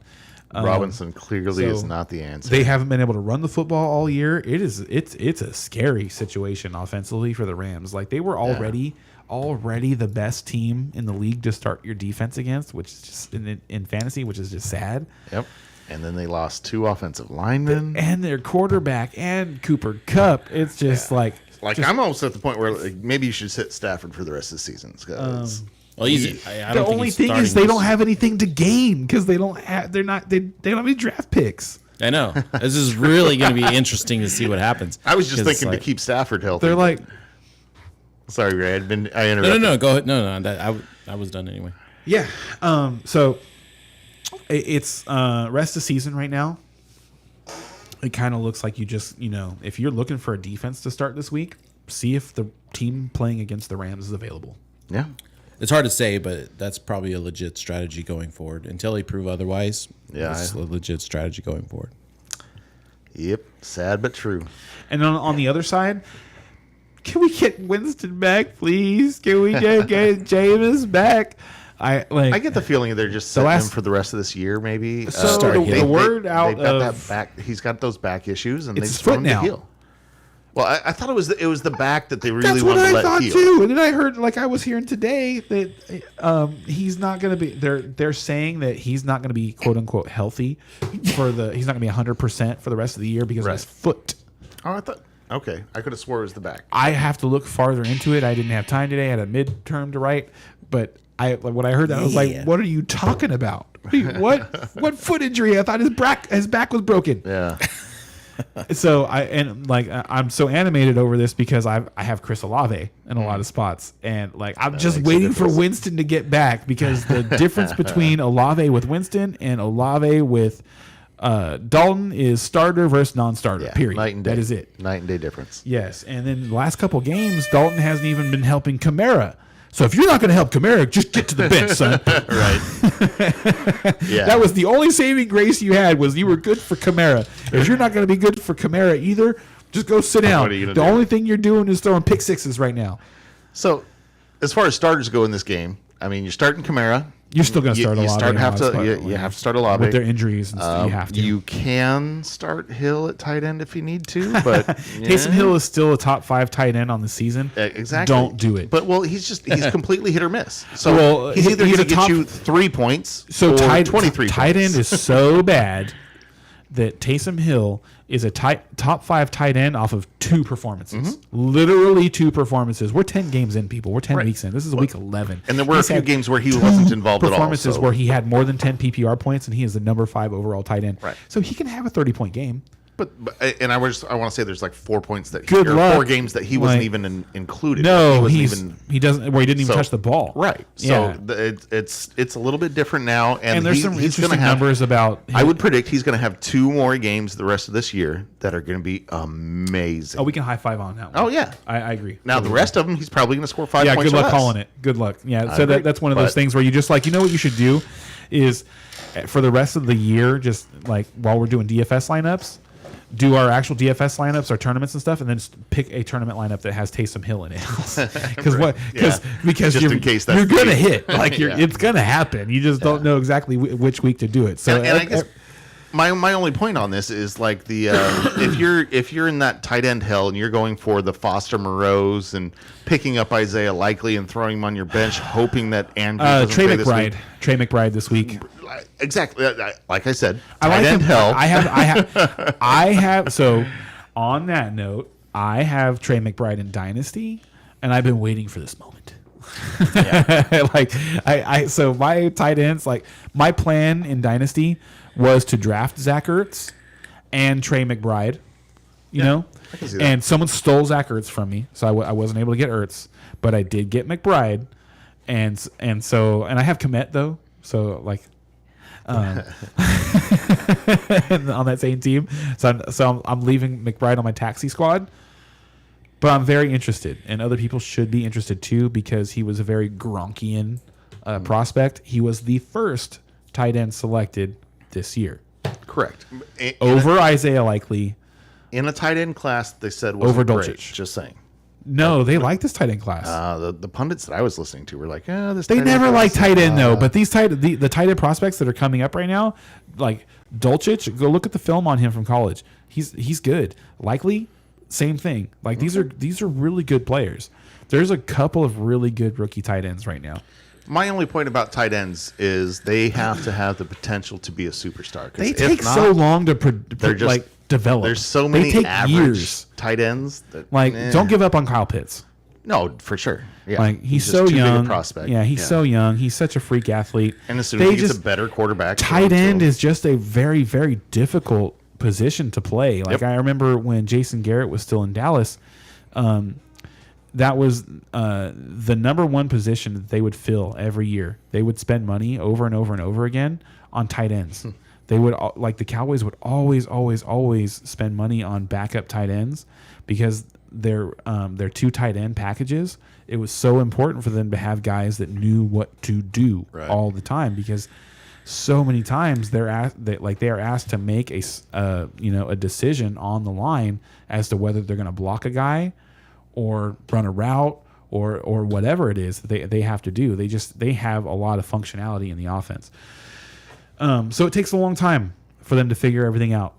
and for them to become really effective football players. That's all I'm saying. But anyway, we kind of got into the weeds on A tight little end. bit. I love football so much that I will talk about rookie tight ends that aren't going to do anything for like 3 years. So you guys both picking Saints? Yes, and on the Yeah, Rams, sorry, buddy. And just sorry, real quick on the Rams side, Skronik, yeah, you got to throw Skronik out there. Like he's going to be a pretty Van decent- Jefferson, I Lance wouldn't touch McCutcheon. I wouldn't touch those. Van Jefferson. Hey, Van Jefferson looks good. Van Jefferson looks. So here's the thing: Van Jefferson is much more talented than Ben Skowronek. They like him as a route runner. I was going to say different skill sets. He's going to be forced. I kind of disagree with that. I feel like Van Jefferson's more the down the field guy, and Skronik's more the short yardage guy. disrespectful this man is. I agree. Van- I'm just seeing what I say, or telling you what I see. I agree with Brian on that. The word out of from what I've been reading is that they're excited for Van Jefferson and his opportunity. So that sounds like I- a fluff piece right there. He's been talked about a lot since they got him. He's just been hurt. Oh no, he's had a couple of years where He's very Kadarius Toney like to me. he's very role playing. Well, He's a no, a role player. He's not much more than that to me. To me, I think he is a weapon. Like when I say he's Kadarius Toney like, look at Kadarius Toney and what he did in New York, and now look at him 2 weeks into Kansas City. Right? And now you're looking at him in 2 weeks in Kansas City. He had flashes in both places, though. He had flashes in New York. Well, he's going to get used Van now in Kansas Jefferson City. has never He's going flashed. to get an opportunity. Van Jefferson has flashed for sure. Ray, has Van Jefferson ever flashed? Like, has he looked like, oh my God, this guy's really good? Yeah, I feel like he had. Maybe this season, no, but yeah, You think he has in the past? All right, that's fair. So they like his route running ability. Is all I'm saying. Okay. Like I expect him to get more targets. Like I would. So Then Ben Skronik. here's what I'd say. Wait, I'm smelling a bet. You ready? On the bet. I would expect Van Jefferson to get more targets than Allen Robinson. What about Skronik? Well, That's the bet I want. I think that sure, I'll take that one. Yes. All right. I All love it. right. That was targets, not catches. And on a All right, targets. Rams game, yeah. Hey, we just made that Rams Saints game exciting. How about that? You're What a welcome. punk. You're welcome, buddy. I'll take it. I knew he would. I'm really curious to see how this game turns out as far as the bench. Can you write our picks down while you're up there, dude? You lazy sack of shit. Would you really all you have to do is pick the Lone You want to Wolves? start the next game? You want to do that? Sure. Yeah, we do. The fantasy bonanza game? Hell yeah, let's talk about that while you're not paying attention. So next up, Fantasy Bonanza, Lions at the Giants. I love this game. All over this game. Lions are at +3. The over/under at 45. +145 if you're betting on the Lions, and -170 if you're betting on the Giants. So, Jared Goff has been looking a lot better the last couple of weeks. And it's looking more and more like he's going to be able to come through and get that mega deal in Tampa Bay after Tom Brady retires. Ooh. Anyway, Tom Brady's playing until he gets kicked out of the league. actually, yeah, now that Tom Brady's divorced, he has no reason to retire. And he lost all that money in that He's got to make some money back. cryptocurrency Yeah. or whatever, which is Yeah, kinda, like I'm sure Tom Brady's hurting for money. I don't know. They say he lost like 450 million in that whole thing. Damn it. Crypto thing? And the crypto thing, yeah. I mean, I'll believe it when the exact numbers come out. If But if that's true, that means he invested more than that into the cryptocurrency. And well, what is that? So I don't know if you follow like market. yeah, I know what's and going on with it. If the rug got pulled underneath, he would have lost everything. Which it seems like that's what the there's a rug lot- got pulled underneath. There's a lot of stuff going on with cryptocurrency right now. It's one of those things where, like, it was kind of a Wild West financial situation going on for a little while, and it's going to take a little while for it to get consolidated and all the big money, big money backers to Well, to figure everything out. when a and rug get pull rid of- happens with crypto, there is no bounce back. That's not true. No, that's what it is. That's what a rug pull is when there will be Let's no. not get into that. Yeah, but I'm just explaining. If we'll talk if this about was that a afterwards. true rug pull, We'll then talk- he lost it. It's gone. We'll talk about that afterwards. Yeah. Yeah. Anyway, football. This game is really interesting to me because like the Lions have played really tough the last couple of weeks, and Honestly, all year. and they, I mean, mean- they've had some gaffes, dude. They've like, had some huge mistakes. They've had some major problems, but they've just been lapses. playing hard. They've had some. Their defense the last couple of weeks is actually the thing that's been more interesting to me. Okay. Because they were able to like now Justin Fields has been ripping everybody up, so let's not give them too much. Let's not crap on them too much for giving 30 points up to the Bears because everybody's doing that right now. Right. But they were able to shut them down when it mattered, and they were able to keep their offense in the game and give them a chance to win the game, and they were able to pull the game out. It was the first road win in Dan Campbell's coaching career. So Sad. will they get number 2 this week? I kind of don't think so. And with my bet for the Giants to win more games than the Dolphins, I'm kind can't of afford to. I'm kind of Yeah. obligated to think that the Giants are going to win here. No, I just think it's super interesting because in the beginning of the season, we were picking the Lions a lot. We liked the Lions. We were picking the Lions, and they kept losing. And we didn't like the Giants, and we kept picking against the Giants, and they kept winning. And now we reversed, and now we're Yep. here in That's funny. Yes, now we're here in a state where it's like where the Giants haven't done anything that that should give you like negative feelings about them this week. But then again, they still haven't played anybody. yeah, no, Giants are still a bit of a paper tiger. I definitely agree with that. And Lions are playing hard, but it Now, is in careful. New The last York. time we said we called the team a paper tiger, they won very unexpectedly. Which one was that? That was Minnesota last week. Well, we called like 4 teams paper tigers last week. But Did we? I'll have to go yeah, back and listen. yeah, to we that. were kind of mean. we were laying it on thick there. But here, like I say, I kind of like the Lions, but I can't pick against the Giants here at home. So I guess I'm picking the Giants. Fantasy wise, Giants. I mean, Barkley looks fantastic. Jones looks like a decent spot start here. Darius Slayton. And Darius Slayton looks like his only target. And then on the Detroit side, looks like you're still starting Jamal Williams and not Swift, if you can help it. And then Justin Jackson St. is Brown. getting more work than DeAndre Swift. Yeah, that's like there's something going on there. They play on the same team, in case you guys didn't know, right.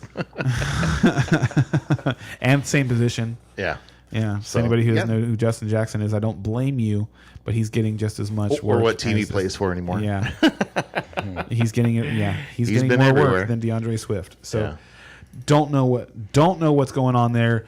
Couldn't be more happy that I traded him away in Dynasty. Like seriously, feel like I just got away with one in that deal. Boy, that's frustrating.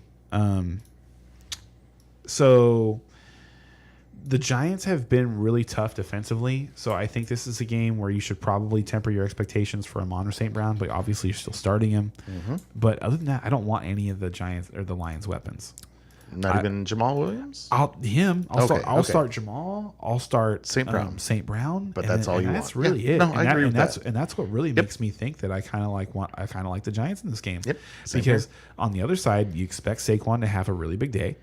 You expect Daniel Jones, who's been playing solid football, To have a and decent day. Yeah. And you know what? And I killed him at the beginning of the year, and I'll stand by that. He played awful at the beginning of the year, but he has played better football. He's played tough.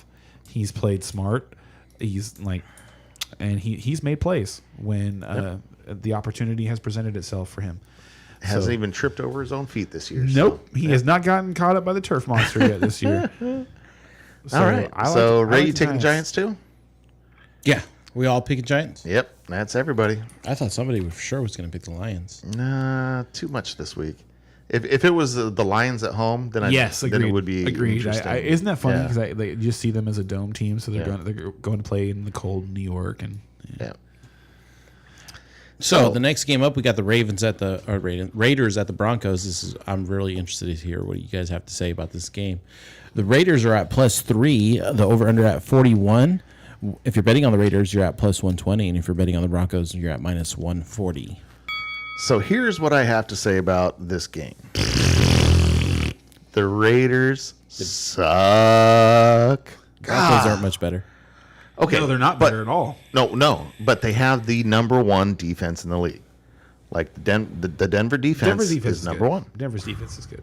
Now, I think their offense is number 31 or number 32, but It's But so here's- funny, isn't it? Just like Seattle with Russ, Oh, like in his beginning years. It's remember before the years of let Russ cook. Yeah. like there was when they had the Doom, like the Legion of Boom. Those teams were all about defense, and you just kind of like Russell Wilson would he'd put up points here and there, but he was not he was nowhere near a fantasy stud. You know what I mean? yeah. And it just it really kind of feels like we're doing that again. Like where you just come on, Russ, can't you fucking score 20 points? Like if you just score 20 points, we win every game. Like, Yep. The Broncos are the Broncos I think are 3-6 right now, giving up less than 17 points a game. Yep, exactly. Sad. Yes. But all that said, the last few times I've seen Russell play, still bad, still not what we expect of him, but it seems like it's a little better. It seems like he's growing into the system a little bit, at least protecting the ball more. You know what I mean? Like, if he can make that offense a number 20 in the league offense, and then that defense stays the way it is, they're going to start winning some games. And I think that might be where they're at. So, you know, that's not a huge compliment towards the Broncos, but I do think they're getting better. Oh, and I'm sorry. There's one story I do want to bring up though that gives me a little pause on Russell Wilson, and that's the fact that his audibles. Did you hear this story? Oh no! Some of the audibles during the game. He starts. He sees a certain defense, and he starts to audible, and he's audibling in the Seattle system. So he starts throwing out a Seattle audible to the Denver Bronco team, and they're just like, What are you talking about? What the F do you want us to do? For real? Yes. Like that's not an official report. That's something that was leaked from one of the players that somebody's reporting. So we don't know for sure, but it does seem to explain a little bit. Just wanted to throw it out there. Okay, so are you guys picking the Raiders? No, I'm taking Hell Broncos for no. sure. I'm starting Cortland Sutton. I may be starting Gordon if you really have to. You can start. Okay, Russ this is if you really have the to, last but- week. Like you start Cortland Sutton with confidence this week. Then when he does not produce at least 15 PPR fantasy points this week, drop his ass. Really? Oh yeah, because if he's not, Judy's out. No, I know, but I'm just. I say this is an offense to me that is progressing. So it would be even if Sutton I had 2 disagree catches with that assessment. Okay. I disagree with that assessment. All right. I don't think they're progressing at all. I don't think this offense is gonna figure it out this year. I don't think they're gonna get better. If Cortland Sutton can't come through for you in a game with no Jerry Jeudy, you need to drop him. All right. Like I said, I don't agree with that quite, but I definitely Of course you don't. You bet on him. I understand the sentiment and I get where you're coming from. And then on the Raiders side, you have to start Josh Jacobs, but God, I don't like it in this matchup. I don't like Devontae Adams in this matchup either. He's going to get a lot of Patrick Surtain. Yeah, but you got to start him. I mean, Oh, yeah, you yeah, I'm can't- just saying. you can't bench him. I'm so. just saying, not DFS. I'm not Yeah. starting DFS. So, DFS, this is a game you want to stay away from. Yep. But yeah, Denver at home versus the hapless Raiders. They're going to win it. Cool. We can move on. all agree Right. Let's move on. Cowboys at Vikings. to the game of the week.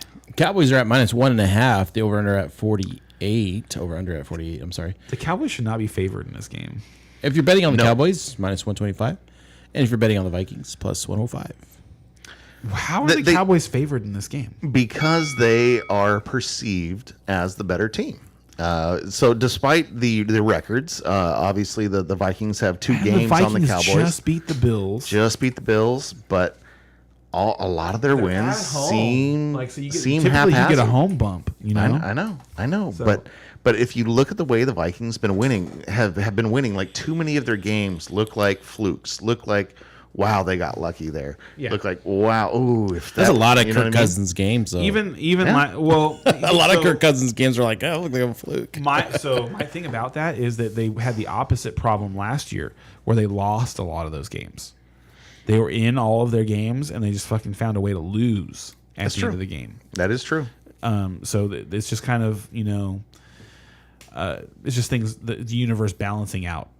But at some point that'll stop, and they have won, I think, 7 consecutive games by 7 or less points, and that's hard to do. Yeah. So, I mean, I was already going to pick the Cowboys in this game anyway, but whatever. Fantasy wise, I'm not as excited about this game. Zeke might not play. What about CeeDee Lamb? What about Pollard? CeeDee Lamb's awesome. Yes, and he plays a lot out of the slot, and Minnesota tends to not defend the slot very well. So I hear a lot of people predicting big things for CD this week. He's gonna have a big year the rest of the season, because like that in that Green Bay game, Dak showed that he was willing to lean on him, Okay. willing to go to him over and over and over again in a way that he really hasn't done in CD's career. Yeah, I agree with that. So if he continues to do that, CD is going to be a top 5 receiver the rest of the season. Okay. Like I said, CD is a hard one for me.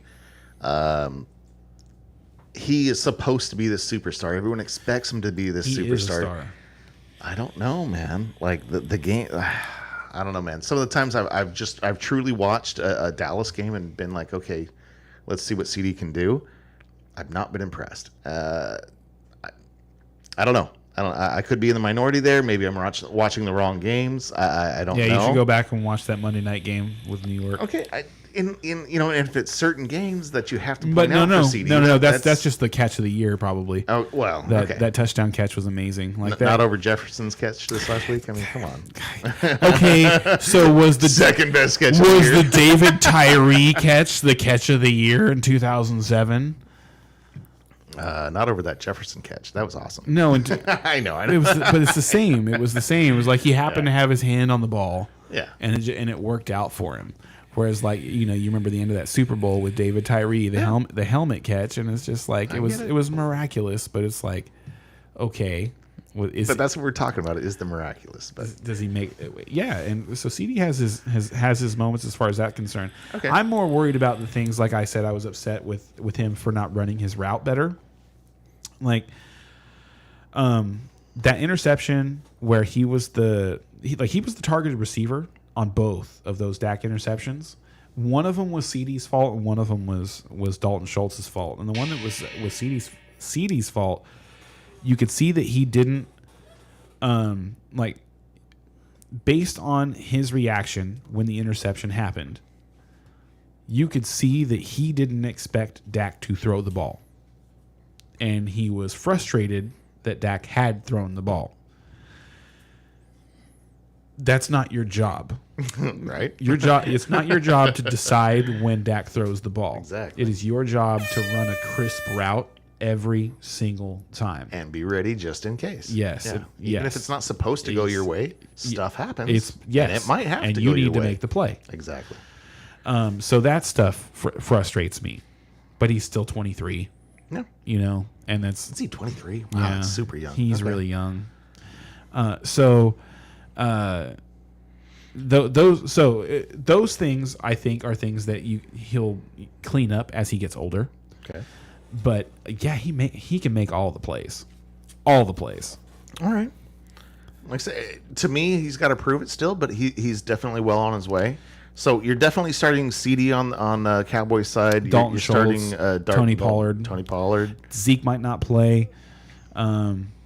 And then on the other side, Dalvin Well, Cook. and Dak. You're definitely playing. Oh, Dak. Dak should have a monster game, actually, I think, in this game. I think this is going to be a high-scoring game. Like It feels like a high to me, scoring it's game. either this game or the Giants-Lions game that's going to be the highest-scoring game of the week. And and I lean towards this one over the Giants-Lions game because that one's outdoors in New York, and it's going to be cold. Okay. And Vikings side, Dalvin Cook could be sneaky good. Actually, when you were telling me of Definitely played Dalvin Cook, you were naming some of the Dallas stats against the run earlier. If you notice, I disappeared for about 2 minutes on my phone over here, going, can I fit Dalvin Cook in my lineup somehow? Because I was definitely trying to squeeze him in. So Dalvin Cook. Let's see. Adam Hawkinson Thielen, I think, is a really good play this weekend. over Hawkinson. So Here's the thing: is I think reason I think it's Adam Thielen is a good or play Hawkinson. this week is because last week everybody was all right now everybody's just in love with Christian Watson, and he just scored another 2 touchdowns last night, so that's not going to stop anytime soon. Okay. The Packers receiver. Right. That's why I was confused. The reason I'm bringing that up is because Alan Lazard got shut down in that game because he got locked up by Trayvon Diggs. So I think Trayvon Diggs is going to spend a lot of time on Justin Jefferson. I think he's going to follow Justin Jefferson around. Now, obviously you're still starting Justin Jefferson, but Trayvon Diggs is a really good cornerback, and so you should temper your expectations if he's going to turn himself into a traveling cornerback. Like I'm going to lock down your number one guy, because he did. Alan Lazard was just nowhere to be seen in most of that game. And on the other side, Christian Watson went bananas and had 3 touchdowns. So I could definitely see Adam Thielen getting more opportunities in this game. He already gets at least 7 targets every single game. I could see this being like a 10-target game for Adam Thielen and like at least 1 touchdown. And definitely possible, but here's what I've seen lately is Thielen has been taking a step back all year long. Like, he's not the same His Thielen. targets are still there. But whatever, his results are not. The results are the same. He's he's a touchdown dependent guy. And how many touchdowns has he scored? I think it's up to 2. I know he's yes. I know that. That's huge. So here's what I'm saying is I think that Thielen is regressing, and he's just not the receiver he was last year or the year before. And I think that's why they went so aggressively after Hawkinson. And for Hawkinson to have the targets that he's had in the last 2 weeks, not knowing the system, coming in fresh, I really feel that they're going to start leaning on him. Like, Hawkinson could really be the number 2 target in this offense. I don't disagree with that. And the number 1 target for touchdowns. I'm just talking about for this game in general. The Cowboys Cowboys have been good against, and I wouldn't. Because the Cowboys have been good against tight end and bad against number 2 wide receivers. Okay. There you go. Why I'm there. I like the analysis, man. I like it. So all that being said, give me the Vikings, baby. You're picking Vikings? I get to lone wolf on my voice? Yeah, All right, you do. Honestly, this is a very 50-50 game for me. Like this I'm picking the Vikings very much go either way. But Yeah. I'd be very uncomfortable picking either team in this situation. And so, if I have that kind of a situation, then, I'm going to pick against the Cowboys. Screw that. That's kind of where I was at. All right, next up we have Bengals at the Steelers. Bengals are at -3.5. The over/under at 40. If you're betting on the Bengals, you're at -180, and if you're betting on the Steelers, you're at +155. All right, let's take the Steelers and move on. Obviously. Now, like I said, the Steelers are at home here. Steelers did beat Cincinnati week 1 in a really tough game. We have our defense back.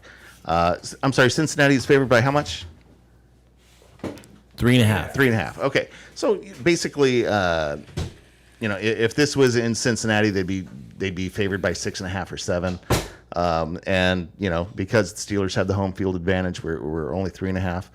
I'd give us a real chance to win here. Obviously, we're the underdog for a reason. Cincinnati has definitely been picking it up as we move on here. This isn't a game like I'd go out and bet all my money on the Steelers, but I think the Steelers have a better chance than most people think. I think that defense is going to do a job. I think this is going to be a very defensive game. I'd take the under on it. And I'd give us a pretty good chance, man. I think it's a 50-50 game, and I'm definitely taking the Steelers on this one. I'd love to see the Steelers win. Yeah, dude, to sweep Cincinnati, that would be nice. And I'm just saying, we've got some momentum behind us. Our defense is really come together.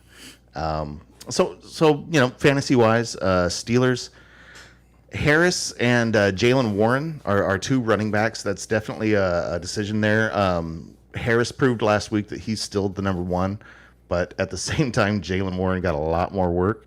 So this is going to be more of a committee backfield than the Steelers have actually ever run in a while.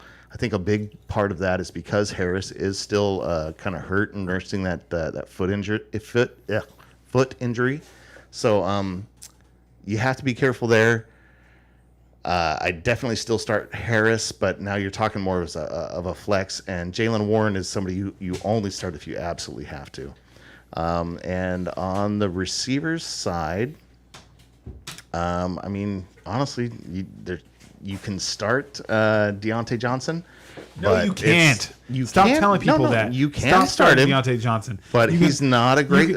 You can start George Pickens. You gotta let me finish. He's not a great start right now. He's got a good floor, but not a good ceiling, and so he's No very ceiling. much flex. There's no ceiling, and you got to watch out. And then Pickens, he's definitely become the number one target with Pickett back there, and he gets the And gadgety so- plays that Claypool was getting. for sure. So I mean, you can start him, but again, not thrilled to start him, but you can. Cincinnati side, just real quick, Mixon's a start. And you can basically start all the usual suspects. Also, on the Cincinnati is side. missing Cheeto Uzie, Okay. their best corner. So that's another reason I like George Pickens. His name is Cheeto. Yeah, Chidobe. Oh, I was like, Cheeto, really? Okay, He's a former Cowboy. all right. So I went over all the basics there on the matchup. Is there anything like in particular you want to throw out there? No, that Phil? was it. Just the cornerback wide receiver matchup there. Okay. I think that it's probably a little better than it appears on paper for George Pickens. Okay. And you're picking Bengals, right? I am going to pick the Bengals Okay, in this game. so I got that right. All right. Are we moving on? Let's move on. Oh, DJ Reader's back for the Bengals, so their rush defense is going to get a boost. Okay.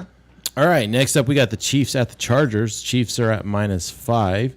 The over-under at 52. If you're betting on the Chiefs, you're at -225. And if you're betting on the Chargers, you're at +190.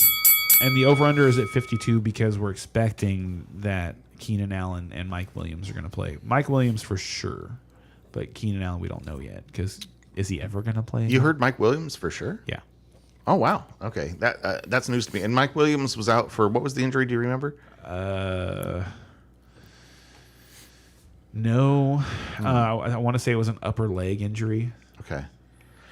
Because like the hamstring, like Keenan Allen is coming back from the hamstring, and that's just, God, you always come back slow. You can re-injure. He already has re-injured. Like, it's an issue. So even if Keenan Allen is back, I'm still like, not like slamming him into my lineup. You know what I mean? I'm just like, oh, maybe. You know what I mean? I'm sorry, Mike Williams was a knee. I remember it now. Oh, okay. It was it was a pretty ugly injury when it happened, but it ended up just being a knee sprain. And just because it's leg, it worries me a little bit that they might be, bringing him back slow, but they need somebody for this week. And so even if they can get somebody, either Mike Williams or Keenan Allen on one side, just so they can give Josh Palmer a chance on the other, I think they're going to do that. So I think there's a good. I think they do come back. I think they're both going to play. I think this is the game where like Herbert finally gets on track because he's looked good, I hope you're right. but the points he hasn't just produced fantasy wise. And I think he's going to this week. Oh man, my money league sure hopes you're right, brother. Because I took Herbert real early in that league, and man, he has not been paying off this year. In our league of record, I really need him. Yeah. Yeah, I need him to be the force that we expected him to be. I need 30-plus points from him. All right. So that's why you're predicting. So are we all picking Chiefs on this? I will take the Chiefs on this. The Chiefs are just too hot. Mahomes is looking too good, even without Juju. I think the Chiefs are going to be great. I am too going to take the Chiefs. Okay, are we done with this game? It was like there's not a whole lot of questions about it. Like Yeah. we don't know if Juju's going to play. We don't like there's injury. No, we questions. know he's not going to play. He's out. I'm sorry, it's not 100%, but Yeah, it's a it's concussion. a 5% chance. Like, I would expect him not to play. given the circumstances, Yeah. I just can't imagine. And so Kadarius Toney, you can light up Kadarius Toney. They really they like him a lot. I expect him to to get more work.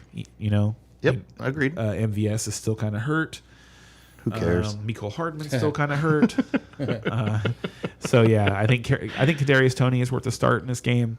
I really like Isaiah Pacheco. He had 16 carries for over 80 yards last week. And like, if you get a Chiefs running back that's getting 15 plus touches, you should just start him. Yes, sir. That's what we always thought Clyde was going to be, and just has never exactly. been. So. And Pacheco is more fun to watch run the football. I don't know if you've actually watched him. I watched play. a little bit. He's he's a wrecking ball. Like he out there to hit people. I like him a lot. I like it, and it's a good I think I might have said this. He really reminds me of Kareem Hunt.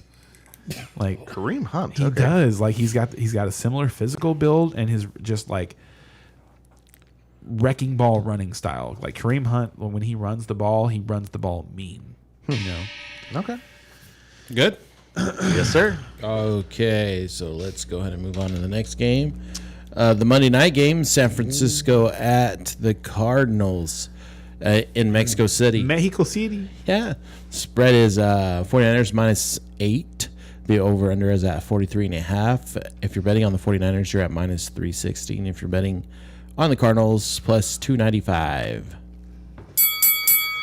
Bet on the 49ers. Yeah, I was going to say. I think it was it last week or 2 weeks ago that I was totally going off on the Niners. Like, oh my God, they're a Super Bowl team, or could be a Super Bowl team.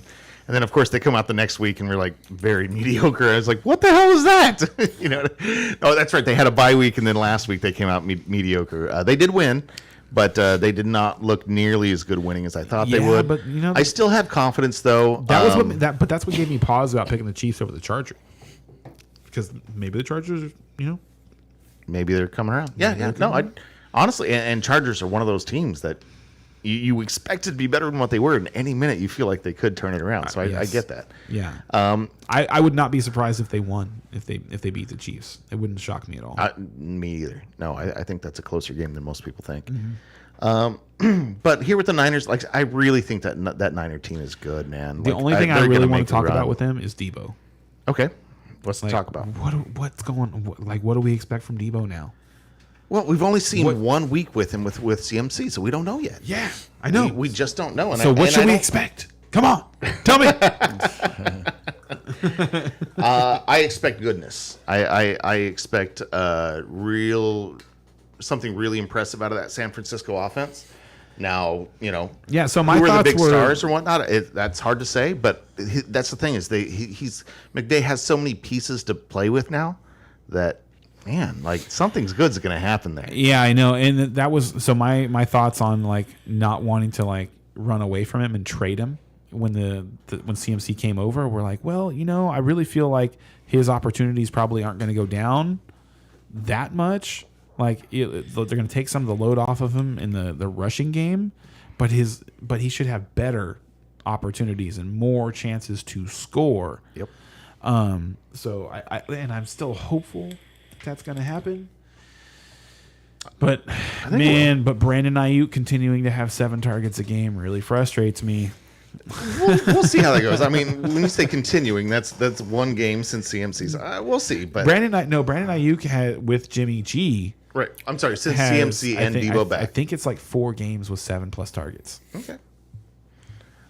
I'm not a big believer in Ayuk right now, especially with the way that offense is going to be coming together. I think I could be wrong. Maybe it is a little bit more spread out. Really good, but I would expect Ayuk's numbers to go down. If I was an Ayuk owner, I would be trying to trade him. It makes me feel good as a Debo owner. All right, so Cardinals side, man, they suck. Connor, if you have to, you're gonna definitely do Hopkins. So That's Marquise it. Brown should play.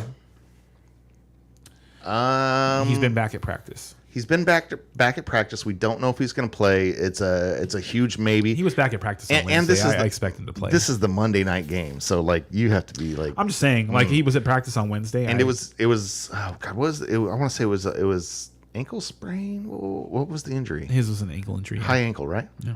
Okay, so high ankle sprain. So coming back a little slow, like man, like that's not where I'd be wanting to go right now. I'm just saying he's but there very soon. So like next week. Even but I'm just saying, I've got him everywhere. As soon, in my opinion, as soon as he plays and plays meaningful snaps, like He's going to be great. the ceiling drops on DeAndre Hopkins.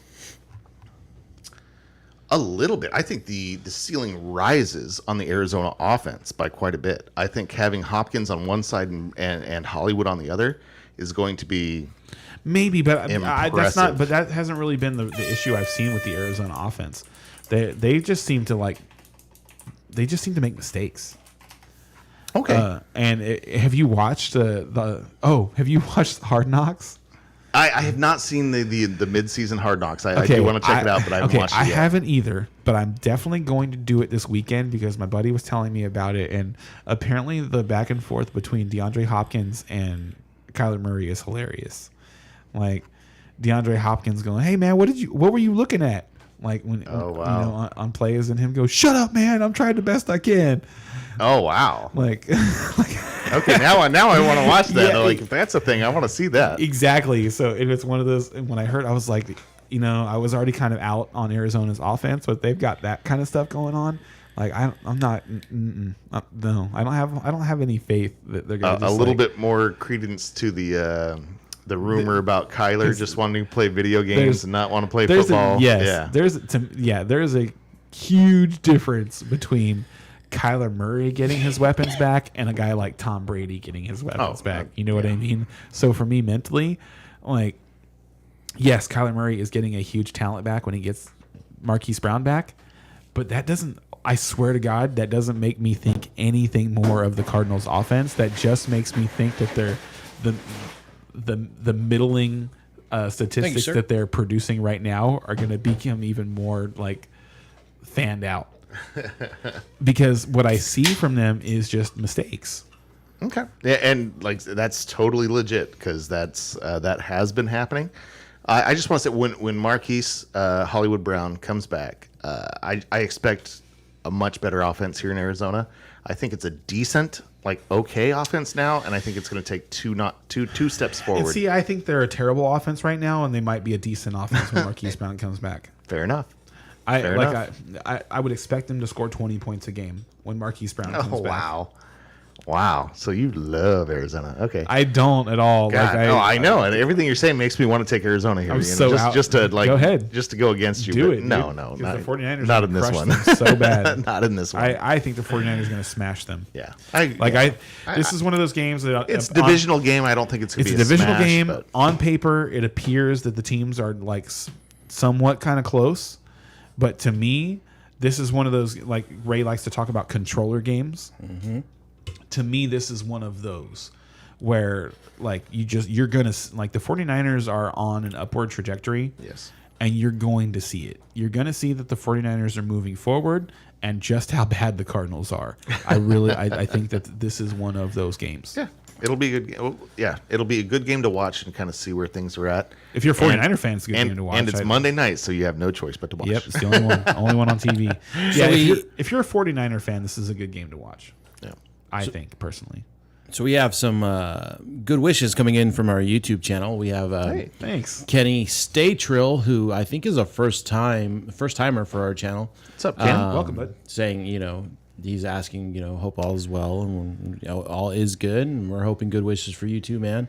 He also wants to know if he can ask some questions, and of course you can. We're here for that. We love questions. Absolutely. Any questions you want to throw us, we'll get to them as soon as we can. Mm-hmm. And then we got Juan, who is just saying, I know that guy. Hope he's having a good buddy. night. So we got 2 questions coming in. So first off, Kenny wants to know, pick a wide receiver and a flex out of these pool of players: Devontae Smith, Adam Thielen, G. Pickens, Tony Pollard, and M. Gordon. Keep in mind that A.J. Brown and T.J. Hawkins are starting. Also, Kenny, are you in a PPR league or not? We need to know that. But go ahead. What you Yeah, got? for me, it'd be Devontae Smith and Adam Thielen this week. Wow. It's funny because I came up with two completely different names. I was like, well, that's Pickens and Pollard for sure, right? Hey, so he said he's starting Hey, AJ he's Brown. full PPR. He said he's starting AJ Brown. So AJ Brown and Devontae Smith are teammates. And A.J. Brown is very, very iffy. I don't think he Right. did mention he's starting AJ Brown. I thought he said that Hawkinson and AJ Brown were starting. Oh, maybe maybe read- that's what read he it one meant. more time. Maybe that's what he meant. Okay, pick a wide receiver and a flex out of these pool of players: Devontae Smith, Adam Thielen, G. Pickens, Tony Pollard, and M. Gordon. Keep in mind AJ Brown and T.J. Hawkinson starting. Yeah. So if Zeke doesn't play, you got to play Tony Pollard. But from those two, I like Pollard and Thielen this weekend. If you didn't have AJ Brown, I would want to start Devonta Smith. That's a tough one. That one feels kind of bad because, like I said, AJ Brown's a little hurt. Devonta Smith might get a little more work. That's a tough situation to be in. But that's what I would do there is I would start Thielen and Pollard because I expect there to be points in that game. And to me, this like that seemed easy as we were going down the line of names. It was just Pickens and Pollard were the two that I picked out, and the rest were like, nope, okay, those are my two. Yeah, I just like Thielen this weekend. Like and like I said, we talked about Yeah. that, and I leaned toward Hawkinson getting the stuff on that during getting the I think Thielen is more likely to score than Pickens, and that's the reason I picked Thielen over Pickens. Can we do Thielen versus Hawkinson for a bet? Come on, No, come on. I'm not. No, I'm not doing that one. Fine. I want no part of that. Whatever. Our second question is: are Slayton and Campbell both must starts this week? I think so. Yeah. And must start. You'll see that in my DFS lineup. I was gonna say must start depends on what you have on your team. Like to me, those are two must starts as like a number this week, three wide receiver. This week, I think they or are with flex. with buys and stuff like that. You're missing so many receivers. There's no Tampa receivers. And there's no Seattle receivers. Team makeup is everything. You never know who's on the Right, team. I'm right. just saying, but these are guys that are usually fringe players that are more on the Hey, playable side. if these this guys week. aren't must starts on your team, kudos. Well, thank you. You All right. know?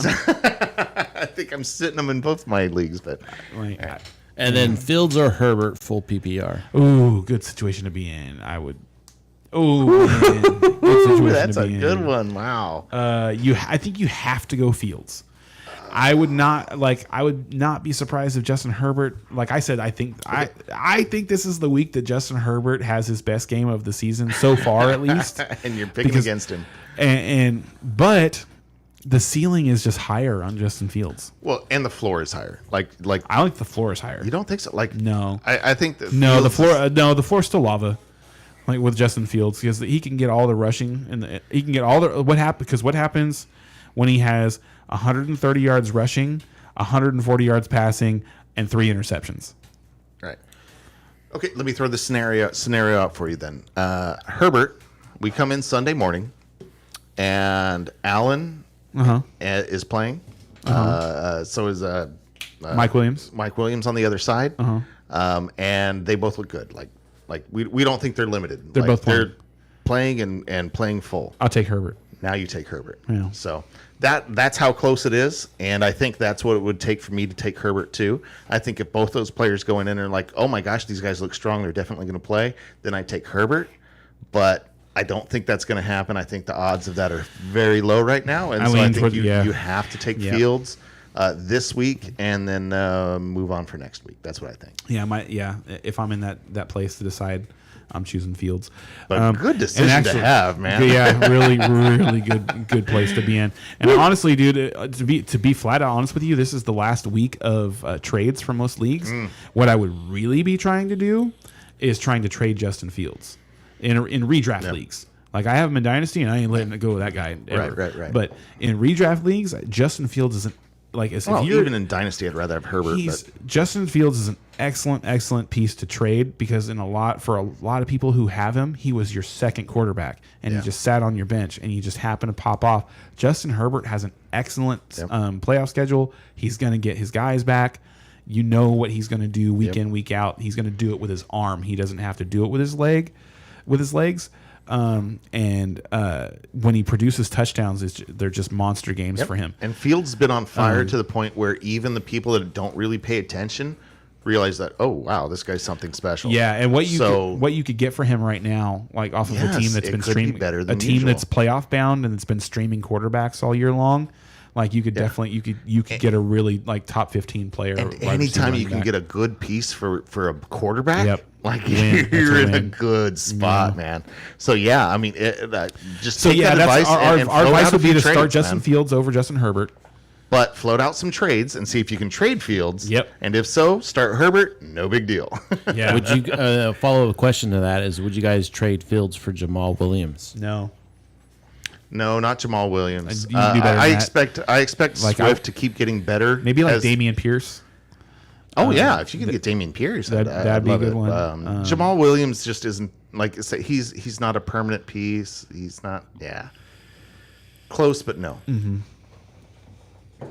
All right. Well, that being said, Wait, unless you're desperate at running back. If you're just like if you're hurting at running back, then hell, just go for it, man, because you've got another quarterback. So go Yes. for it. Yes. But like if he's like a backup piece, like I expect him to be, somebody that's riding your bench that you're going to put in here and there, then no.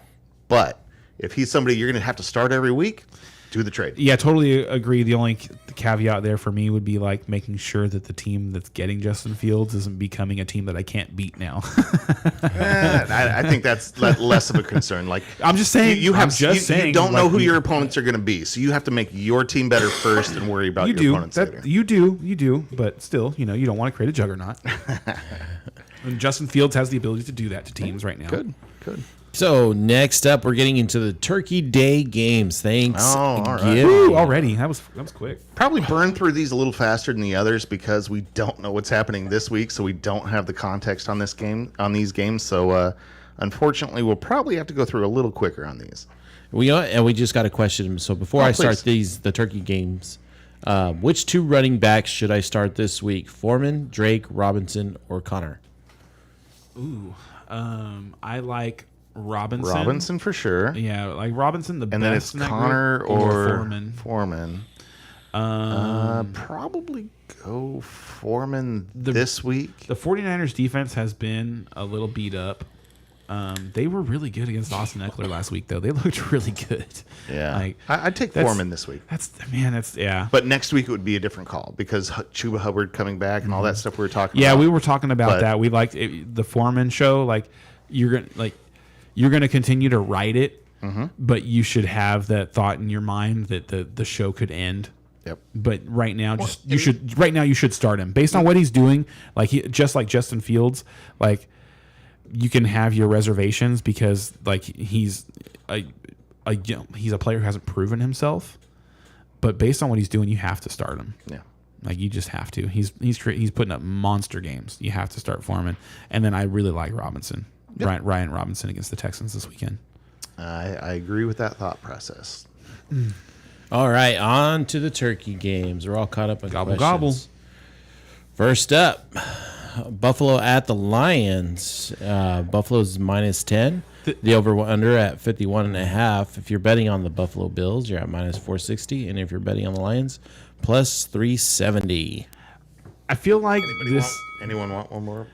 I feel like ever since Peyton Manning ripped up the Lions on Thanksgiving, you remember that game where he threw like 5 touchdowns in the first half or something like that? Wait. 5 touchdowns against the Lions on Thanksgiving. You're going to have to be more specific, sir. Exactly. happened too many Exactly. It times. happens all the time now. But I feel like I feel like the Lions game in the morning on Thanksgiving was a super boring game. I never like the most interesting thing that ever happened was that fucking coin flip with Jerome Bettis. I do remember that one. And that game was like a 20-17 game or something like that. It was not a compelling game. Like Lions games on Thanksgiving have not been compelling. But that one Thanksgiving, Peyton Manning just decided to torch the Lions. I think he ended the game with six touchdowns. And ever since then, I feel like it's been a thing that teams just do. They show up on Thanksgiving Just torch and, the and their baller quarterback just torches the Lions. Like they can see It's a it. Thanksgiving tradition to torch the To Lions. See how love it. bad you can beat up the Lions. And so my point in saying that is I feel like that's what's going to happen. Like Josh Allen's going to set a record or something like that. He's going to like throw for 7 touchdown passes, or he's going to score 7 touchdowns, Yeah. or it's like something like that. Josh Allen's going to have like a 400-yard 7 touchdown game. I can't disagree with that. Like, that seems very likely. Like and also he's going to be comfortable because they're playing in Detroit this weekend too. So he's going to be there like a home game. Yeah, he's going to be there all week. It's going to be his place by the time he leaves. That would be awesome. Actually, that's my prediction. Josh Allen's going to score 10 touchdowns in Detroit in the next 5 All right, days. so here's actually the next two games are actually both really good games. But Giants at Cowboys, like here's a game for the division. Who's picking man. the Lions? Nobody. Okay, good. Okay. So are we moving on to Giants and Cowboys? Okay, Yes. none of you have had a stroke. Okay. Okay, so let's move on to Giants Cowboys. Still functioning over here. Thank you. Giants. There's a line for this already? Yes. Giants are at +7. The over-under at... sorry. Let me start that over. Giants at Cowboys. Giants are at +7. The over-under is at 43. If you're betting on the Giants, you're at +240. And if you're betting on the Cowboys, -285. Dang. A lot of faith in the Cowboys right now. This seems to be the game that, like, okay, are the Giants for real? Mm-hmm. That's what it seems like to me. I don't think they are. As much as I love picking against the Cowboys, I just don't think the Giants Cowboys are for real. wrecked them on Monday night in New York. Yeah. Like they just demolished it. Like I think they set a record in that game for pressures against Daniel Jones. If I remember that right, it was absurd. They just they really got after him. I feel like And- that's going to get ugly. And the Giants, Daniel Jones has played better, but the Giants to me on offense don't seem overall better. Saquon Barkley is awesome. Daniel Jones has played better, but they don't have weapons really. They're just not a team that scares you. So yeah, I expect the Cowboys to beat them up on Thanksgiving. Yeah, I do too. That's what it looks like to me. What do you think, Ray? Cowboys? Yeah, I'm picking the Cowboys on this one. If they beat the Giants at home And we try not to get too into the fantasy implications, because on Thursday night It's games. it's too far away, but And you know what? Cowboys are really familiar with playing on Thanksgiving. So, I mean, That's what we do. Tradition, sir. baby. yep. So next up, we have this one might be a little bit more interesting to talk about. The Pats at the Vikings. If you are, hold on, let me see. Somebody sneaking a question. Yeah, they did. All right. So we have Adrian on YouTube asking, which one would you start this week? Kadarius Toney, Sutton, Boyd, Devontae Smith. wow, I can see why you're asking questions because that's a group that's all in like the same tier. Like there's no obvious answer They there. all, they all have wow. interesting situations too, because Exactly. like Devontae Smith has AJ Brown who's hurting in front of him, and then Tyler Boyd. There's still no Jamar no Chase, Chase, yep. and like you'd expect most of the focus to be on Higgins. So Boyd theoretically could have a good Boyd game. usually has good games. And when then one of them's out. And then who else do we have on that list? Devontae Tony Smith. I like. and Kadarius Toney. I like Tony a lot. I think Tony's probably my favorite one Oh because wow. Okay. I expect that game to be high scoring, and I expect him to get high usage. So of that list that we just heard, I think Kadarius Toney is my favorite. My problem there is that I think Tony might have shown out a little bit too much last week to where now with Juju gone, like Tony's going to get a lot more attention from the defense. Didn't you hear Like, what Travis Kelce said about him? What'd he say? He said, "I don't know what's going on in New York, but they shouldn't let this guy get out of the building."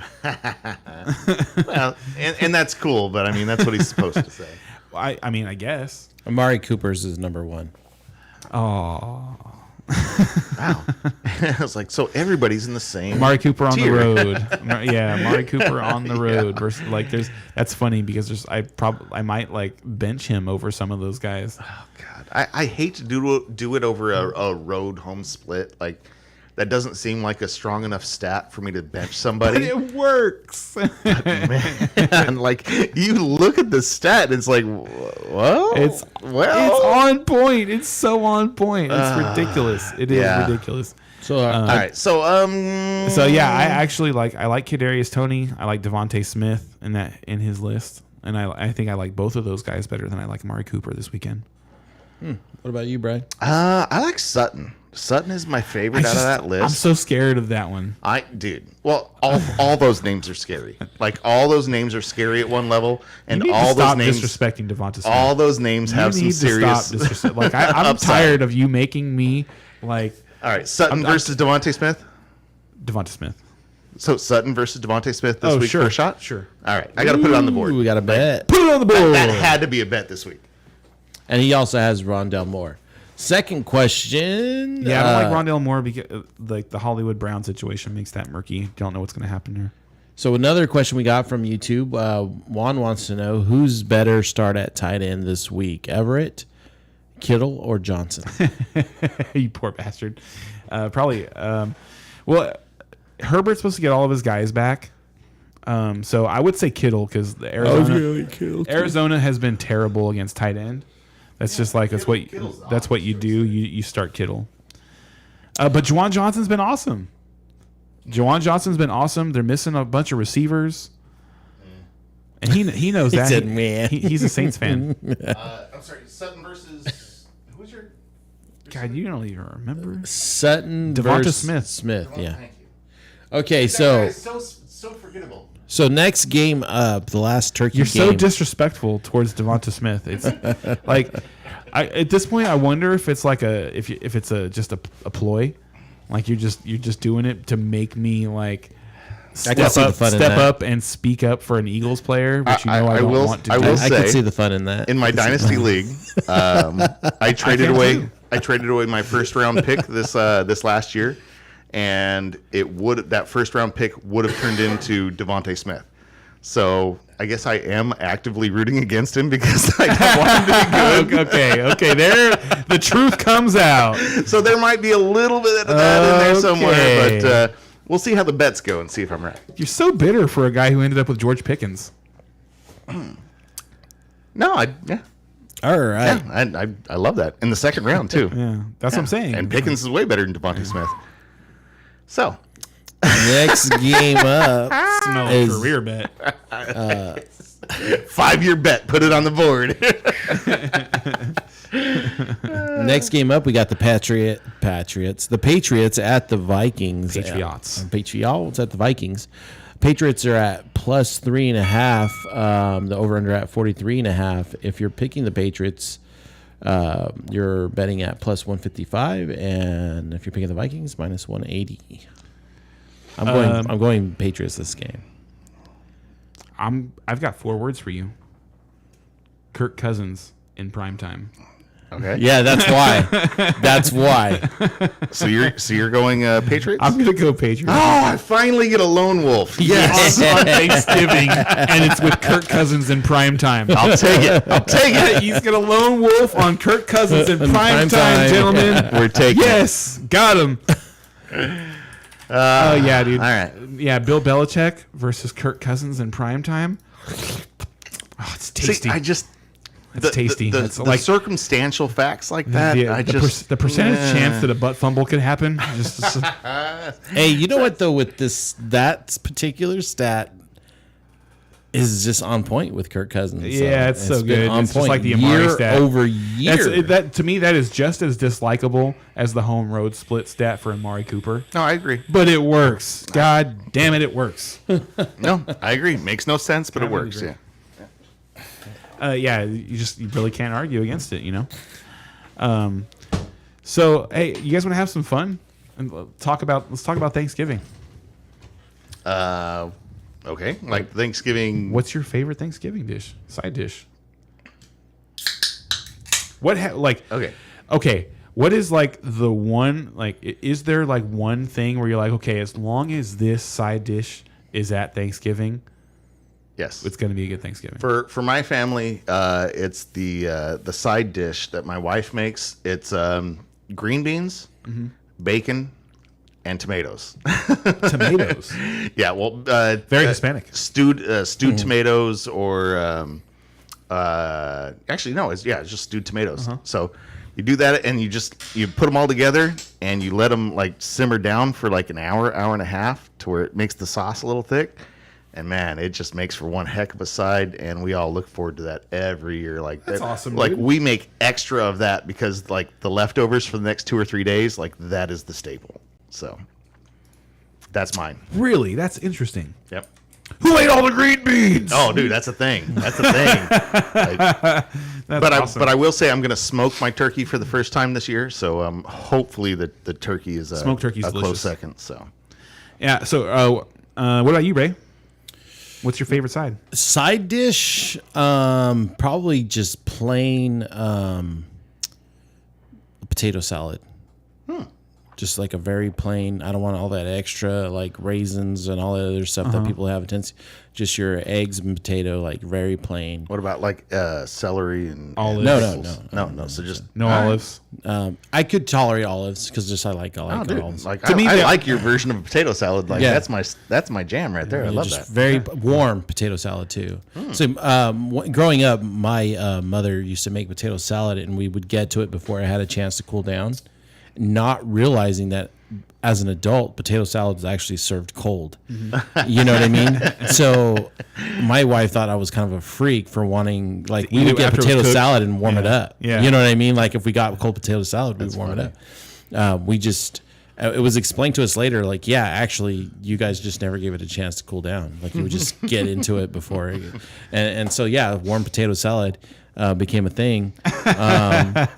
So that's what I like. From a dessert perspective, Okay. I No. have- Hold on. Let's not go. Like, give me. I didn't. We Oh, you didn't get yours. Okay. Let me talk about my side, and then we. Yes, talk, yes, yeah, yes, yeah. Give me. yes. Jeez, this guy's excited, and I love it because Thanksgiving's the best.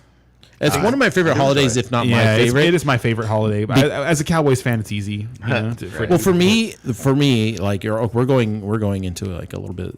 For me, Thanksgiving is one of those things where you're not obligated to be somewhere. Like Christmas, you have all your family obligations that you have to fulfill. That's funny that you say that because I feel that Thanksgiving and Christmas for me in my adult life have been just as demanding as far as like family obligations go. I think Christmas, it's more like you have to be at this house, this house, this house with this gift, this gift, this gift. See, and Thanksgiving, like you could just show up anywhere and you're always like welcome. That's interesting. I've never thought about Yeah. crashing people's Thanksgivings, but maybe. I mean, you're more likely to get an invitation to We're so thankful you're here.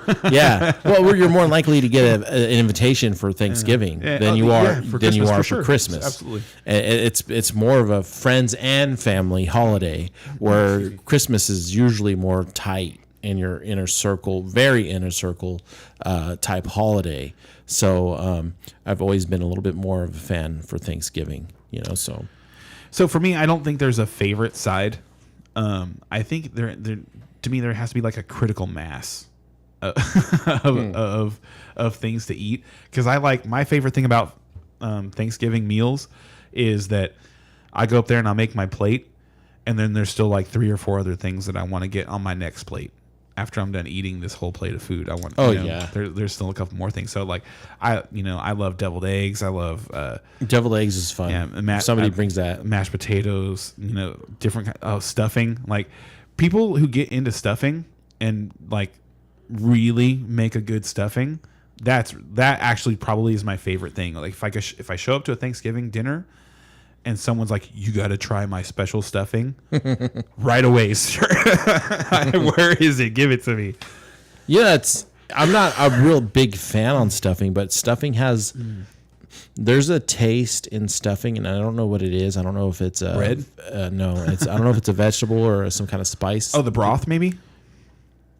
No, because I like broth. I can't imagine it's the broth. But I'll eat it with gravy. You know what I mean? I won't just eat it straight. What kind of gravy do you like? Do you like the country gravy or the brown gravy? I only like breakfast gravy, so I don't typically have gravy on my food at Thanksgiving. So I'm a little bit of a weirdo that way. I do not do brown gravy. Okay. But yeah, basically everything else, turkey, ham, So mashed potatoes. ham is more of a Christmas dish, in my opinion. No, ham belongs at Thanksgiving as well. Usually there is a ham, but Both. In my adult life, it's been turkey As for many Thanksgiving, as ham many for meats Christmas. as you can get on the Thanksgiving table. I understand that turkey has become like the centerpiece of Thanksgiving, and has been that way for very very very long time. But I like ham better. Oh, for sure. And we made ham our like family, like that's our meat for Thanksgiving for the last 4 or 5 years. And that's what we've been doing. And we're only doing turkey this year 'Cause you're because I gonna got my smoke it? Traeger, and I'm just like, I want to smoke that. I want to see how it comes out. So Also, like if you've had a deep fried turkey, I have. oh, so good. Yeah, very So good. Cajun turkey, Cajun I was turkey's good too. honestly, I was a little disappointed with the deep fried That's turkey. a good I thought it was going idea, to be something Cajun turkey. amazing, and it was just decent. But Yeah. So, Desserts. yeah, desserts. What about desserts? What's your favorite? What's your favorite Thanksgiving apple dessert? pie, gotta love apple pie. So on the pie front, my must-have for Thanksgiving is cherry pie. Oh, I love cherry pie. Yeah, I love cherry pie too, Sweet but cherry that's like, pie. ooh, let's go back to the 80s. Yeah. My family makes pumpkin rolls. interesting. Yeah, those are good. Yeah, and they're like if you've seen them in like the grocery store and stuff like that. Whenever I see them in the grocery store, I just look over and I laugh. Trash. Yeah, yeah, because it's like it looks like a pumpkin roll, but it tastes nothing like the ones that my family produces. So, I think that's probably my favorite like dessert item to eat during Thanksgiving because that's when we first start. We only have them during the holidays, and so it's like 5 weeks of like being able to have pumpkin rolls. 5 weeks a year. Yeah.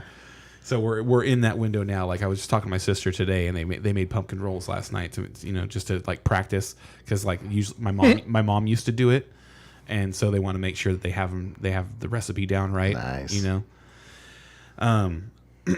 So yeah, for people who don't know what a pumpkin roll is, it is a pumpkin bread sheet that you ice with a cream cheese frosting, and then you roll it up into a log, and then you slice it, and it is awesome. It is awesome. Are you guys light meat or dark meat guys? Dark. Sam? Depends. I'm a dark meat guy. I don't like to, so when we did the Cajun turkey, and then when we did the deep fried turkey, the white meat was juicy enough that I thought that it was actually good. It had taste to me, but I can't eat like dry meats. So like if Without a little something on it. Yeah. Right. even with a little something on it, I don't like because I'm not a guy who likes Okay. like gravy and sauce. So no, the meat has to be moist. Oh, The meat has and to I be heard juicy. you talking about gravy when I came in, and I just got to say, giblet gravy is the freaking best. What is giblet gravy? Giblet? Oh, it's brown gravy, Uh-huh. but you take the heart, the liver, the gizzard, all that good stuff from inside the turkey. You fry it up, and then you throw it into the brown gravy. Oh, it's so good. Have you guys had a turducken? I've No, I have never not. had a. I've never not had had one, turducken. I yet. want one so bad. we'll have to. I try would like one to one be part of year, that experience. Huh? I'd like to be part of that experience. We yeah. should do that, you guys. We should do Just a turducken. 1 year, just do. We should do it. We should do it on Sunday. Let's all get together this Sunday, watch a football game with the turducken. Okay. I'll provide the turkey. Okay. I got one in the freezer right now. Okay. I'll get a chicken. Yeah, but That means how are you we get gonna the put it duck. all together, man? Like that's like a special thing to like put all that together into one thing and cook it together. Like that's I don't think it's any more special than baking a turkey for Thanksgiving. no, like putting them like that's. I am here. Just let's lay it out. I will provide the turkey. I'm not going to cook. I will give it to you on your way rough. out the door if rough. you're up for that challenge. I'll, If not, let me I'll sleep on save it. the turkey Let me for talk, some let me other sleep thing. on it. I'll talk to my girlfriend. Well, And, you got to kind of because that guy's turkey got to cut him out of the freezer. No, I understand. Okay. Yeah, so that's why I said let me sleep on it. Okay. Yeah. So I'll talk to you tomorrow about it. Sure. But yeah, I want a turducken. I want to have a turducken. Are you available this Sunday? That'll. not this Sunday. Okay, so there you go. Yeah. So let's not even plan it. I have so much to do. It's not even funny. It might be funny. Oh yeah. Let me start listing it for you, and you'll just get depressed, man. And it's so much. I took a shot. I took a shot at it. Oh, You know, it's like Yeah, shot yeah. time. I ended up with an So extra turkey this year. are we going to move on to DraftKings now? Yeah, I'm actually doing my tournament. So if one of you guys want to start, I think I'll All be right. ready to go here. Start off with a cash lineup. Do you want to start, or do you want me to? You know what? I actually only have a cash lineup right now. Okay. So yeah, I was going to make a tournament. Well, go ahead and throw out lineup. your cash, and then you can see if you can put a. What were your guys' tournament. cash scores last week? I forgot. He beat me by like 6. That's what I remember. So. I did do that. Everybody stepped up their game. Well, it was a high-scoring week, so the averages were very high last week. Gotcha. Oops, wrong one. Do you guys remember? I got it. So it's like 161 to 167 on our side, but I'm looking Just look at for your it. recent. Here we go. 165.88 for cash. And my tournament was 142.66. Brian. I misremembered. Okay, so 139.78 cash. Oh, I destroyed you. Yeah, no, wow. I don't know what I was thinking. I was thinking I had a 160, but I did not. No, you didn't. That was me. Okay, go ahead and give us your cash lineup, Brian. All right, oops, there we go. Cash lineup. And a new leader. Yes, yeah, you definitely took the lead with that one Yep. for a short time. Okay, so we've got at quarterback. I think the obvious play is Justin Fields, 7,600. He's just not priced high. He's not a high enough price yet. Like he should be over 8,000. So he seems like a good choice there. I'm gonna go ahead and run him alone with no targets because like his value is on his legs, not on his arm. So running back, we're gonna go with Saquon Barkley, best play on the slate for running back, I think. And then I'm going to go Alvin Kamara. A little bit of That's a a twist gamble. there. Yeah, a little bit of a twist there. But But he is due. and against the Rams and at home, I think that's a good spot. The Rams aren't going to run away from them, so he should get opportunities. I think so too. And I couldn't spend the extra $400 to get to Dalvin Cook, so or else I would have. At wide receiver, I've got Paris Campbell. I think he's a pretty good cash game guy. Like he's guaranteed, 5 catches. I think. CD Lamb, like I say, in the slot there, he against Minnesota. It's hard. It's hard to see how he can't have a good game, if not a great game. So. And then I got Ben Skowronek. I think Skowronek is going to have another guy that's going to have at least 5 or 6 catches. I just don't see a world in which he doesn't have at least that. And at 3,900, you know what I mean? Like he's going to pay off if he gets 5 catches, and if he gets a touchdown, oh my God, he's amazing. So I think it's a good play there. I'm going to save my tight end because I'm not proud of that one. And we'll go do flex. Who's your tight end? All right, my tight end is a punt play for the stone minimum of 2,500. I am going to go with Stoll, the unproven backup for Goddard in Philadelphia. I figure he's got to get at least 3 or 4 catches, 5 or 6 targets in that offense. That's a dart throw, sir. Yeah, it is a dart throw, and like I say, he is completely unproven. That is a punt play. But and yeah, like I said, but I think he has a chance for a chance for a touchdown, and probably gonna have 4 or 5 catches. Okay. My flex, I've got Robinson. We talked about Allen? Brian Robinson. Okay. Yeah. We talked about Robinson earlier, running against Houston. Like the way that offense seems to have shifted for Washington, I'd find it hard to believe that Robinson does not have a good game. What the hell was that? And then I'm still connected. I should disconnect myself. and then for the DST for the defense, Steelers just at 2,300 versus Cincinnati is just stupid cheap. Like we talked about it earlier with TJ Watt back. Like they are going to get sacks. They're going to get some points there. Like for 2,300, absolute steal. All right. Yeah. Mic drop. Yeah. So personally, I think there were some questionable decisions there in your cash lineup. Okay. No, I went for some. The stole one. Yeah. I went for some absolute superstars. You did. And You did. and took some chances to get them in my lineup. So. Yeah, so I'm going to take less chances, but there's going to be some overlap in our cash lineup for sure. I'm taking Justin Fields at 7,600. He's still underpriced. Yep. Also taking Saquon Barkley. I'm going to, at my other running back spot, $6,700, Ramondre Stevenson, to me, is still underpriced. At wide receiver, my wide receiver options are going to be cheap this week. Have to be. Paris Campbell at 4,300. Chase Claypool at 4,800 to pair with my Justin Fields play. Now, this is, for me...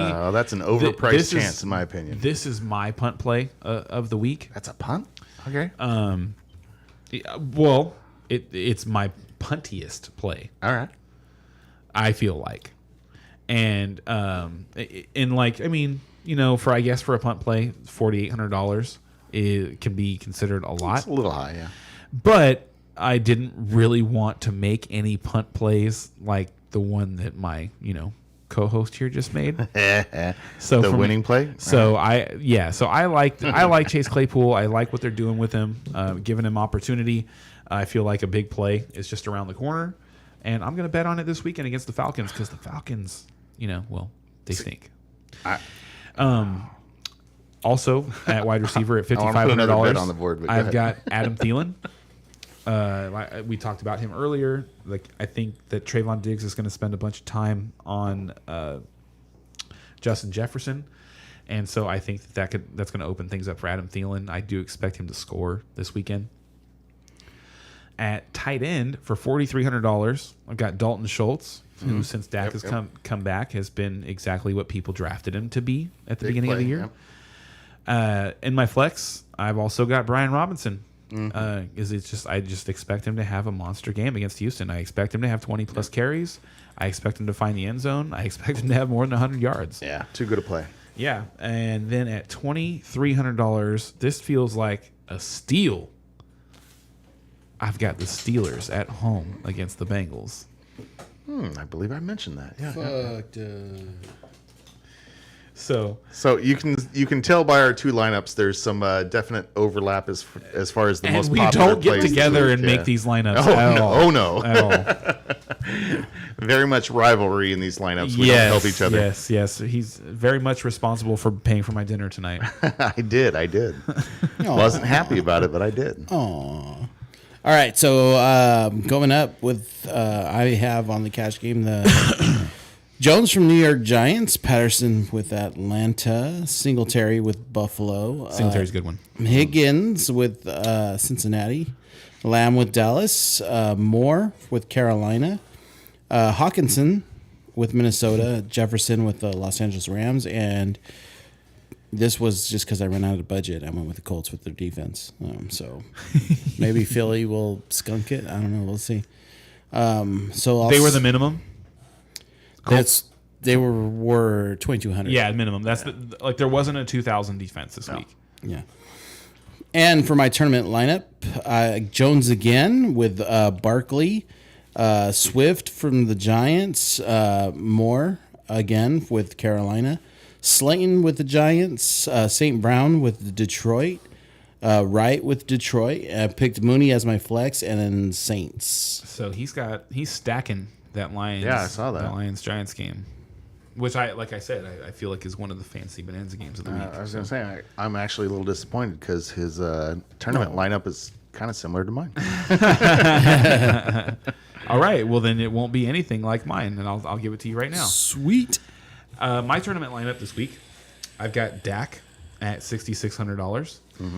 I got Dalvin Cook at running back. I've got Dalvin Cook at $8,000. With him, I've got Brian Robinson at $5,300. At wide receiver, stacking with Dak, I've got CeeDee Lamb at $7,500. I've got Darius Slayton at $5,000, and somehow Garrett Wilson is $4,900 still. That I don't understand. That seems really too low because without scoring, He's scored 17 plus PPR points in the last 2 games that he's played in. Dalton Schultz is just, to me, seems like the best tight end play that you can make this week. Like, he's good value, and he's gonna get enough work. At my flex for $5,200, I've got George Pickens, and then I'm gonna start the Commanders defense at $3,100. All right, definitely stacking up that Dallas game there. Oh yeah. All right. And like I said, I went with Daniel Jones, same as Ray. Like I think Daniel Jones is a good tournament lineup quarterback this week. I would not put him in cash because Daniel Jones is Daniel Jones. Like you don't want to rely on him like that. But putting him in a tournament lineup to where maybe if he goes off, this is the week he goes off, then hey. Like I like that, and against Detroit, the worst defense in the NFL, like it seems possible this week. So, going with Daniel Jones, gonna put him with Slayton there. Gonna partner those two up. On the other side, I'm gonna go with Jamal Williams. So that's my comeback on that side. Going with a different game, we're gonna stack Jonathan Taylor as my running back on one side. And on the Philly side, we'll go with Jonathan Stoll. Our punt play tight end, once again, just in case. Wide receiver, again, going with that Detroit game, I've got, going with a different game here. I'm going to go with Jefferson. I saved some money in some other spots, so I think Jefferson might be a low percentage play against the Dallas defense, and the Dallas defense is only 20th. Like you do have you do have Diggs maybe following him. I get that, but it's Jefferson, man. Like if he has 120 yards and 2 touchdowns, and I get him at 5%, like that is one hell of a tournament play. Skoranek, I think, is like a really safe play at 3,900. Like it's just hard to get away from him. He made fun of us so bad when we brought his name up a few weeks ago. Dude, he turned into something else. I know. I've got CeeDee Lamb in my flex, and I've got my Steelers as my defense. Hey, all right. I think with that, everybody, we don't have any questions to follow up on. Do you guys have anything else you want to add tonight? Just that everybody should have a happy Thanksgiving. Yeah, happy Thanksgiving, everybody. Appreciate you guys listening. It is a holiday week next week. Are we still going to be able to get together on Friday for I everybody? don't see still why down. not. I'm off all week. Okay. So we'll still get together on Friday next week, and we'll go over those turkey games and see how everyone did. Yeah. Looking forward to it. Yeah, maybe we'll bring some food in, some leftovers. Just Have a little, you know. I'll introduce you to the green bean. Thing. Yeah, we can. We can just skip dinner. We can just skip dinner next week and then bring dinner here. Have like a before the game. Thanksgiving We'll meal. see how before we things start. go. Yeah, it'll be fun. I'm down with that. All right, guys. Thank you very much. Be safe.